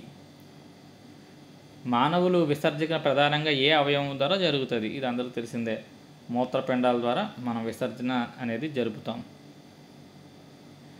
సో మానవులు విసర్జించే నైట్రోజన్ వ్యర్థ పదార్థం ఏంటి? ఇప్పుడు దాకా అన్నీ చూసాం. చేపలు దేన్ని రిలీజ్ చేస్తాయి, పక్షులు, సరీసృపాలు, అలాగే అమీబా చూసాం. ఇప్పుడు మనిషి అనేవాడు దేన్ని విసర్జిస్తాడు బయటికి అంటే యూరియా అనే దాన్ని విసర్జిస్తాడండి. చాలా ఇంపార్టెంట్, గుర్తుపెట్టుకుని. మనం విసర్జించేది ఏంటి అంటే యూరియా. మూత్రపిండంలో వడపోత కోసం రక్తాన్ని తీసుకెళ్లే రక్తనాళం ఏది? మూత్రపిండాల్లో వడపోత కోసం రక్తాన్ని తీసుకెళ్లే రక్తనాళాన్ని ఏమంటారు? సో దీని ఆన్సర్ వచ్చేసరికి రీనల్ ఆర్టరీ అంటారండి. సో గుర్తుపెట్టుకుంటే రీనల్ ఆర్టరీ అనేది తీసుకుని వెళ్తుంది. మనుషుల్లో మూత్రం తాత్కాలికంగా ఎక్కడ నిల్వ చేయబడుతుంది? మనుషుల్లో మూత్రం నిల్వ చేయబడే భాగాన్ని బ్లాడర్ అంటారండి. మూత్రాశయంలో బ్లాడర్ ఫుల్ అయిన తర్వాత మనకు అర్జెంట్ సెన్సేషన్ వస్తుంది. కాబట్టి ఎక్కడ స్టోర్ అవుతుంది అంటే బ్లాడర్లో స్టోర్ అవుతుంది, మూత్రాశయం. నీటి పునర్విశ్లేషణలో ప్రధాన పాత్ర పోషించే నెఫ్రాన్ భాగం ఏది? నీటి పునర్విశ్లేషణ అంటే ఈ వడపోసిన తర్వాత అండి ఎంత వేస్ట్ బయటికి పంపాలి, ఎంత వెనక్కి తీసుకోవాలి, ఇలా నీటి పునర్విశ్లేషణలో ప్రధాన పాత్ర పోషించే నెఫ్రాన్లోని భాగం ఏది అంటే ఆన్సర్ హెన్లీ లూప్ అనేది, లూప్ ఆఫ్ హెన్లీ అనేది ఈ నీటి పునర్విశ్లేషణలో ప్రధాన పాత్ర పోషిస్తుందండి. నెక్స్ట్ క్వశ్చన్, డయాలసిస్ అనేది ఎందుకు చేస్తారు? తెలిసింది కదండి మనకి, కిడ్నీ ఫెయిల్ అయితే చేస్తారు. మానవ శరీరంలో నీటి సమతుల్యతను నియంత్రించే హార్మోన్ ఏది? మానవ శరీరంలో నీటి సమతుల్యతను నియంత్రించే హార్మోన్ని వాసోప్రెసిన్ అంటారండి, ఏడిహెచ్, వాసోప్రెసిన్ హార్మోన్ అని పిలుస్తారు దీన్ని. మూత్రపిండాలు మనిషి శరీరంలో ఎక్కడ ఉంటాయి? ఎక్కడ ఉంటాయంటే ఉదర గృహంలో ఉంటాయండి. మా మూత్రపిండాలు మనకి ఈ స్టమక్కి కొంచెం వెనక్కి వస్తాయి, కాబట్టి అబ్డామినల్ క్యావిటీలోనే మనకి మూత్రపిండాలు అనేవి ఉంటాయి. నెక్స్ట్, మూత్రపిండం యొక్క బాహ్య భాగాన్ని ఏమంటారు? మూత్రపిండం యొక్క బయటి భాగాన్ని ఏమంటారంటే కార్టెక్స్ అంటారండి. దీన్నే తెలుగులో దవ్వ అని పిలుస్తారు. బాహ్య భాగాన్ని ఏమంటారు? దవ్వ అంటారు. లోపల భాగాన్ని వల్కలం అనేదో పిలుస్తారండి. నెఫ్రాన్లో ఎక్కువగా పునర్విశ్లేషణ జరిగేది ఏ భాగంలో? సో నెఫ్రాన్ అనేది పునర్విశ్లేషణ చేస్తాను ఇందాక చూసాం, అది అక్కడ ఏ భాగంలో ఈ పునర్విశ్లేషణ జరుగుతుంది అంటే ప్రాక్సిమల్ ట్యూబ్యూల్. ఈ ప్రాక్సిమల్ ట్యూబ్యూల్ అనే చోట ఈ నెఫ్రాన్లో పునర్విశ్లేషణ అనేది, నీటి పునర్విశ్లేషణ అనేది జరుగుతుంది. మూత్రపిండం ఉత్పత్తి చేసే ఏ ఎంజైమ్ అధిక రక్తపోటుకు కారణమవుతుంది? సో ఏ ఎంజైమ్ అంటే రెనిన్ అనే ఎంజైమ్ వల్ల మనకి అధిక రక్తపోటు వస్తుంది అంటే, మూత్రపిండం ఉత్పత్తి చేసే ఏ ఎంజైమ్ అధిక రక్తపోటుకు కారణమవుతుందంటే రెనిన్. మూత్రపిండం యొక్క ఔటర్ లేయర్, వెలుపలి లేయర్ని ఏమంటారు? వల్కలం అంటారండి. ఇందాక చెప్పాను ఇదేమో దవ్వ, ఇదేమో వల్కలం. అది లోపల పొర, ఇదేమో బయట పొర. సో వల్కలం అనేది ముదురు ఎరుపు రంగులో ఉంటుంది, గుర్తుపెట్టుకోండి. మూత్రపిండంలో లోపలి పొరను దవ్వ లేదా కార్టెక్స్ అంటారు. ఇది లేత ఎరుపు రంగులో ఉంటుంది. మనుషుల్లో ఏ మూత్రపిండం పరిమాణంలో పెద్దదిగా ఉంటుంది? రెండు సమానంగా ఉంటాయా లేదా ఏది పెద్దగా ఉంటుంది అని చెప్పి ఇక్కడ క్వశ్చన్ ఇవ్వడం జరిగింది. సో ఎడమ మూత్రపిండం పెద్దగా ఉంటుందండి. From which part does ureter arise? మూత్రనాళం ఎక్కడి నుంచి ఉత్పత్తి అవుతుంది? నాభి నుండి ఉత్పత్తి అవుతుందండి. రీనల్ పెల్విస్ అనే చోట నుంచి మనకి ఇది బయటికి రావడం జరుగుతుంది. కాబట్టి మూత్రనాళం ఎక్కడి నుంచి ఉత్పత్తి అవుతుందంటే నాభి అనే ప్రాంతం నుంచి ఉత్పత్తి అవుతుంది. మూత్రనాళాలు ఎక్కడికి తెరుచుకుంటాయి? ఈ మూత్రనాళాలన్నీ వెళ్ళి మూత్రాశయంలోకి తెరుచుకుంటాయండి. కాబట్టి 178 బి. మూత్రపిండంలో రాళ్ళు ఏర్పడడానికి ప్రధాన కారణం ఏంటి? సో కాల్షియం ఆక్సలేట్ అనే పదార్థం వల్ల కిడ్నీలో రాళ్ళు అనేవి ఏర్పడతాయండి. షాక్ వేవ్స్తో ఈ మూత్రపిండ రాళ్లను తొలగించే విధానాన్ని ఏమంటారు? సో దాన్ని లిథోట్రిప్స్ అంటారండి. సో 180కి ఆన్సర్ బి, లిథోట్రిప్సీ అని పిలుస్తారు. మనిషి మూత్రపిండాలు రోజుకి ఎంత లీటర్ల నీటిని వడపోస్తాయి? సో ఆన్సర్ 170 లీటర్ల దాకా నీటిని వడపోస్తాయండి. కాకపోతే నీటి పునర్విశ్లేషణ జరుగుతుంది ఈ నెఫ్రాన్లో, జరిగి చాలా మట్టుకు మళ్ళీ వెనక్కి శోషించుకోవడం జరుగుతుందండి, మళ్ళీ శరీరంలోకి వెళ్ళిపోతాయి. ఈ మూత్రంలో 168.5 లీటర్ల తిరిగి శోషణకు గురవుతుంది. కేవలం 1.5 లీటర్ల నీరు మాత్రమే మూత్రం ద్వారా విసర్జింపబడుతుంది. మానవ మూత్రంలో 96% నీరు ఉంటే 4% మాత్రమే ఇతర పదార్థాలు ఉంటాయి. మానవుని మూత్రం ద్వారా విసర్జించబడే విటమిన్ ఏది? సో మనం యూరిన్ ద్వారా ఏ విటమిన్ని కోల్పోతామంటే విటమిన్ సిని బయటికి విసర్జిస్తామంటండి. మూత్రంలో ఘాటైన వాసన రావడానికి కారణం ఏంటి? అమోనియా అనేది కారణం. దానివల్ల మన మూత్రం అదొక రకమైన ఘాటైన వాసన వస్తుంది. నెఫ్రాన్లోని గరాట ఆకారంలో ఉండే నిర్మాణాన్ని ఏమంటారు? బౌమెన్ గుళిక అంటారండి దీన్ని. నెఫ్రాన్లో గరాట ఆకారంలో ఉండే దాని పేరు బౌమెన్ గుళిక. బౌమెన్ గుళికలో ఉండే రక్తకేశ నాళికల గుచ్చాన్ని ఏమంటారు? అందులో అనేక రక్తకేశ నాళికలు ఉంటాయి. ఈ బౌమెన్ గుళికలో దాన్ని ఏమంటారు అంటే ఆన్సర్ గ్లోమరోలస్ అని పిలుస్తారండి. ఇది రక్తం మన యూరిన్ యొక్క వడపోతకు అత్యంత అవసరం అన్నమాట అండి ఈ రక్తకేశ నాళికలు. గుండె కొట్టుకునే రేటును నియంత్రించే మెదడులోని భాగం ఏది? సో మెదడులోని ఏ భాగం వల్ల మన గుండె కొట్టుకోవడం అనేది ఆ రేట్ అనేది నియంత్రించబడుతుంది అంటే మెడుల్లా అబ్లాంగేటా అండి. చాలా ఇంపార్టెంట్ బిట్ ఇది, చాలా ఎగ్జామ్స్లో ఇచ్చాడు. సెన్సరీ న్యూరాన్లు సందేశాలు ఎక్కడి నుంచి పంపుతాయి? Sensory neurons transmit message from. So sensory neurons అనేవి శరీర అవయవాల నుంచి ఈ మెదడుకి వాటికి పంపిస్తాయండి. కాబట్టి గ్రాహక అవయవం నుండి కేంద్రీయ నాడీ వ్యవస్థకు ఈ సెన్సరీ న్యూరాన్లు సందేశాలను పంపిస్తూ ఉంటాయి. కాబట్టి ఆన్సర్ 187 బి.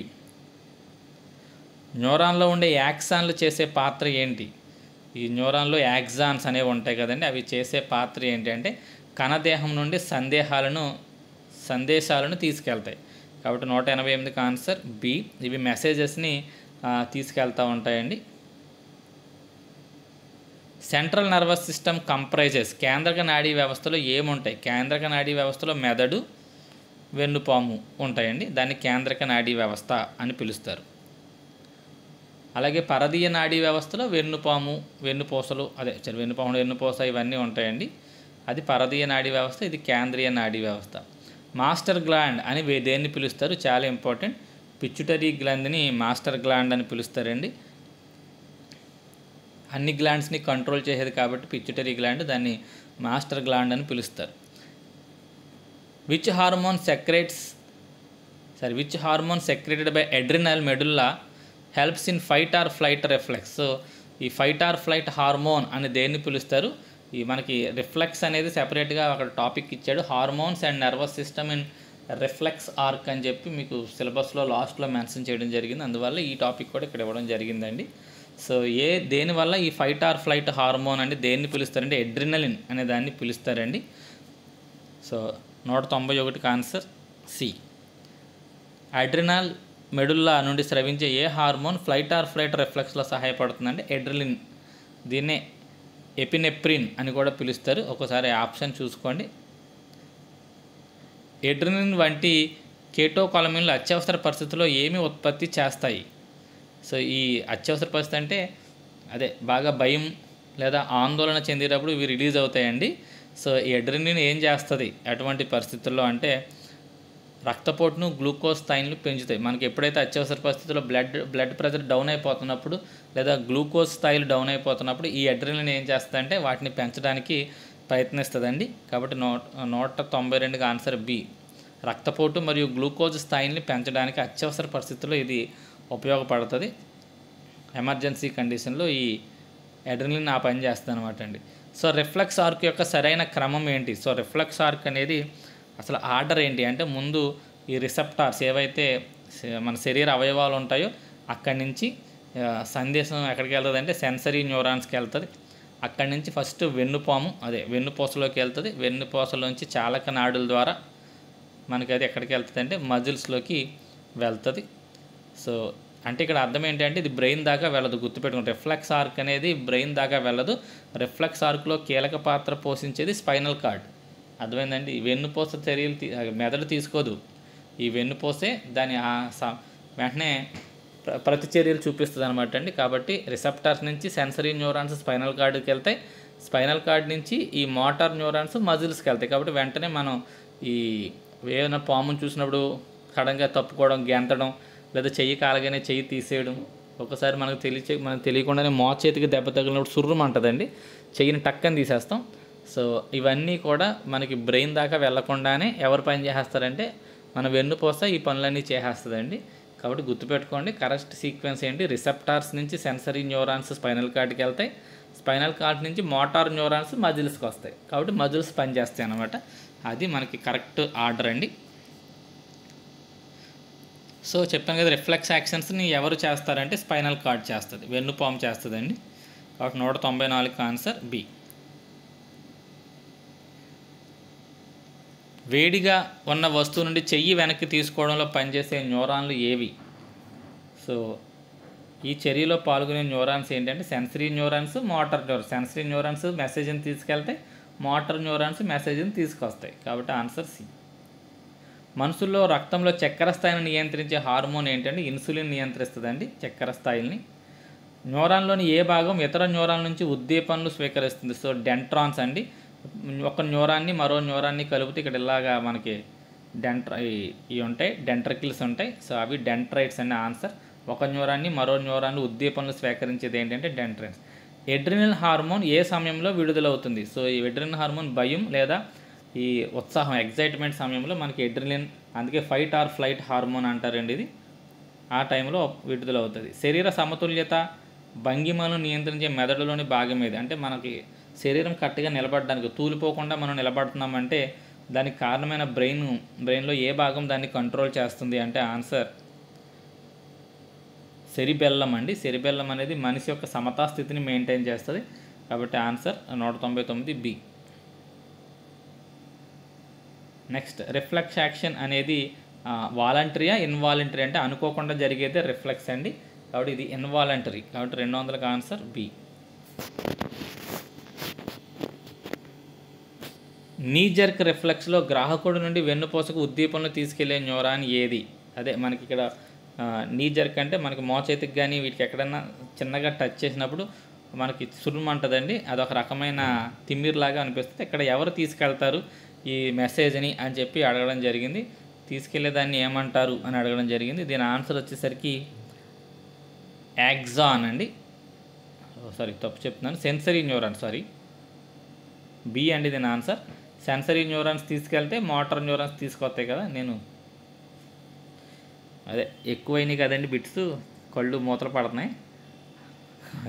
ఓకే, ఏమనుకోవద్దు. ఆన్సర్ సెన్సరీ న్యూరాన్స్ అండి. Which type of neuron carries impulses from spinal cord to effector? So spinal cord నుంచి వెనక్కి తీసుకొచ్చే వాటిని మోటార్ న్యూరాన్స్ అంటారు. నాడీ వ్యవస్థ యొక్క నిర్మాణ మరియు క్రియాత్మక ఘటకం ఏది? సో న్యూరాన్ అండి. నాడీ వ్యవస్థకి అత్యంత బేసిక్ యూనిట్ ఏంటంటే న్యూరాన్. కాబట్టి 203కి ఆన్సర్ బి అండి. మెదడులో మేధస్సు, జ్ఞాపక శక్తి, వివేకానికి కారణమయ్యే భాగం ఏది? సో మన మెదడులో మేధస్సు అంతటికి కారణం సెరిబ్రమ్ అండి. బాడీ సమతా స్థితికి సెరిబెల్లం కారణం అండి, గుర్తుపెట్టుకోండి. కణదేహం నుండి ఉద్దీపనలు దూరంగా తీసుకువెళ్ళే న్యూరాన్లోని భాగం ఏది? సో యాక్సాన్ అండి. అది యాక్సాన్ ఏం చేస్తుందంటే కణదేహం నుండి మెసేజ్ని కొంచెం దూరం వరకు తీసుకెళ్తుంది. కాబట్టి ఆన్సర్ ఏ. రెండు న్యూరాన్లు కలిపేవి ఏంటి? ఒక న్యూరాన్కి మరో న్యూరాన్కి పైన మనకి వెంట్రుకల్ లాంటి నిర్మాణాలు ఉంటాయి కదండి, అవి ఒకదానితో ఒకదాన్ని కలుపుతాయి. అవి డెండ్రైట్స్ అంటారు. సో ఈ డెండ్రైట్స్ అనేవి ఒక న్యూరాన్ నుంచి వచ్చిన మెసేజ్ని న్యూరాన్ నుంచి, అదే ఇప్పుడు ఇలా ఇలా ఉందనుకోండి న్యూరాన్, మీకు హెడ్ ఇలా ఉండి ఇక్కడ ఇలాగా దాన్ని ఏమంటారండి, ఇలా డెండ్రైట్స్ కనపడతాయి మనకి. ఈ పైన కూడా ఇలా ఉండి ఇలా డెండ్రైట్స్ కనపడతాయి. యాక్చువల్గా నాకు స్ట్రక్చర్ ఇక్కడ గీయడం రావట్లేదండి సరిగ్గా, కానీ ఇంకొకసారి ట్రై చేస్తాను. మనకి ఇలా ఒక స్టార్ షేప్లో ఉండి దీని తలకే ఇక్కడ ఇలా మీకు ఈ నిర్మాణాలని డెండ్రైట్స్ అంటారు. ఈ డెండ్రైట్స్ చేసే పని ఏంటి అంటే ఇక్కడ పక్క నుంచి ఇంకోటి ఉందనుకోండి, ఈ డెండ్రైట్స్ నుంచి వచ్చిన మెసేజ్ని ఇది తీసుకుని మన శరీర కణం యొక్క ఈ నాడీ కణం యొక్క మధ్య భాగానికి తీసుకెళ్తుంది. కానీ దీన్ని కలపడానికి ఇక్కడ మధ్యలో కొంత గ్యాప్ ఉంటుందండి. ఈ గ్యాప్నే ఏమంటారంటే సినాప్స్ అంటారు. ఈ న్యూరాన్ కలవడానికి ఉపయోగపడే ఈ గ్యాప్ ఏదైతే జంక్షన్ ఉందో దాన్ని సినాప్స్ అంటారండి. ఈ కలవడానికి ఉపయోగపడేది డెండ్రైట్స్ కాదండి. దీని నుంచి వచ్చిన మెసేజ్ని ఇది తీసుకోవడానికి ఉపయోగపడేది మాత్రమే డెండ్రైట్స్. కలవడానికి ఉపయోగపడేదాన్ని ఏమంటామంటే సినాప్స్ అంటామండి. కాబట్టి ఇక్కడ ఆన్సర్ వచ్చేసరికి సినాప్స్ అండి. Next, which nervous system controls the voluntary actions? Voluntary actions అంటే అనుకోకుండా సడన్గా జరిగే వాటిని కంట్రోల్ చేసేదాన్ని ఏమంటారు అంటే దీన్ని పెరిఫరల్ నర్వస్ సిస్టమ్ లేదా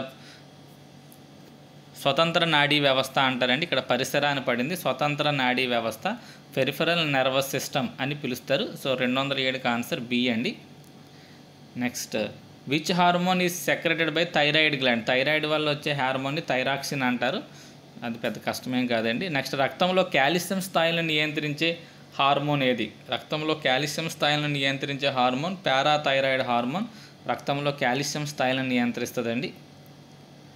ప్యాంక్రియాస్ స్రవించే హార్మోన్ ఏది? సో ప్యాంక్రియాస్ ఇన్సులిన్ అనే దాన్ని స్రవిస్తుంది. వెరీ ఇంపార్టెంట్ అండి.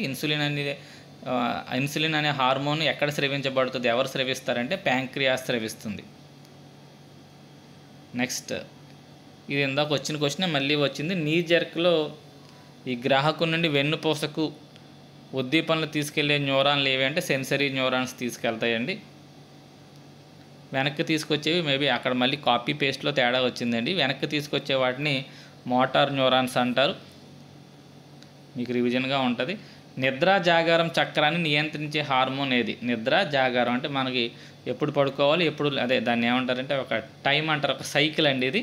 ఈ సైకిల్ని నియంత్రించేది ఏది? ఏ హార్మోన్ నియంత్రిస్తుంది మన నిద్రని, మెలకువని నియంత్రించే దాన్ని ఏమంటారు అంటే మెలటోనిన్ అనే హార్మోను దీన్ని మెయింటైన్ చేస్తుందండి. So answer melatonin. శరీర ఉష్ణోగ్రతను, ఆకలిని నియంత్రించే మెదడులోని భాగం ఏది?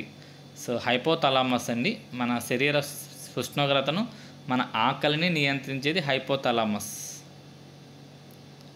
మగవారిలో ద్వితీయ లైంగిక లక్షణాలకు కారణమైన హార్మోన్ ఏది? సో మగవారిలో మీసాలు, గెడ్డాలు, గొంతు మారడం అన్నిటికీ కారణం టెస్టోస్టెరాన్ అండి. ఆడవాళ్ళు అయితే ఈస్ట్రోజన్ అనేది ద్వితీయ లైంగిక లక్షణాలకి కారణమవుతుంది. మగవాళ్ళు అయితే టెస్టోస్టెరాన్ అండి. సో ఉద్రిక్త సమయంలో ఎక్కువగా స్రవించే హార్మోన్ ఏది? కార్టిసోల్ అండి. ఉద్రిక్త సమయాల్లో ఎక్కువగా స్రవించబడే హార్మోన్ కార్టిసోల్. ఇక అత్యవసర పరిస్థితుల్లో శరీరాన్ని సిద్ధం చేసే నాడీ వ్యవస్థ, అదే సడన్గా అత్యవసర సమయంలో సిద్ధం చేసే నాడీ వ్యవస్థని సింపథెటిక్ నాడీ వ్యవస్థ అంటారండి. సో అవి మనకి మొత్తం ఈ పార్ట్కి సంబంధించిన బిట్స్ అండి. మరొక వీడియోలో, నెక్స్ట్ వీడియోలో మిగతా టాపిక్స్ అన్నిటినీ కవర్ చేయడానికి ప్రయత్నిస్తాను. ఎక్కువ బిట్స్ ఉండడం వల్ల కొంచెం నన్ను ఏంటంటే కళ్ళు మూతలు పడుతున్నాయండి. దీని అంతా పొద్దున్న నుంచి తయారు చేస్తూ ఉన్నాను, అందువల్ల అలసిపోయింది శరీరం. సో ఏమి అనుకోవద్దు. ఏదైనా తప్పులు ఉంటే మాత్రం కామెంట్ చేయండి, నేను దాన్ని సరిచేసి మీకు పిన్ చేయడం జరుగుతుంది. ఓకే, పీడిఎఫ్ కావాలంటే నేను ఫోన్ నెంబర్ డిస్క్రిప్షన్లో ఇస్తానండి. మీకు ఆ ఫోన్ నెంబర్కి మెసేజ్ చేస్తే మీకు పీడిఎఫ్ ఎలా ఇవ్వగలను అనేది చెప్తాను. అలాగే మా స్నేహితుడికి టెలిగ్రామ్ ఛానల్ ఉందండి. ఆ లింక్ నేను డిస్క్రిప్షన్లో ప్రొవైడ్ చేస్తాను. అందులో జాయిన్ అవ్వండి. నా వీడియో ఏదన్నా ఉంటే ఇమీడియట్గా నేను అందులో పోస్ట్ చేయడం జరుగుతుంది. Thank you.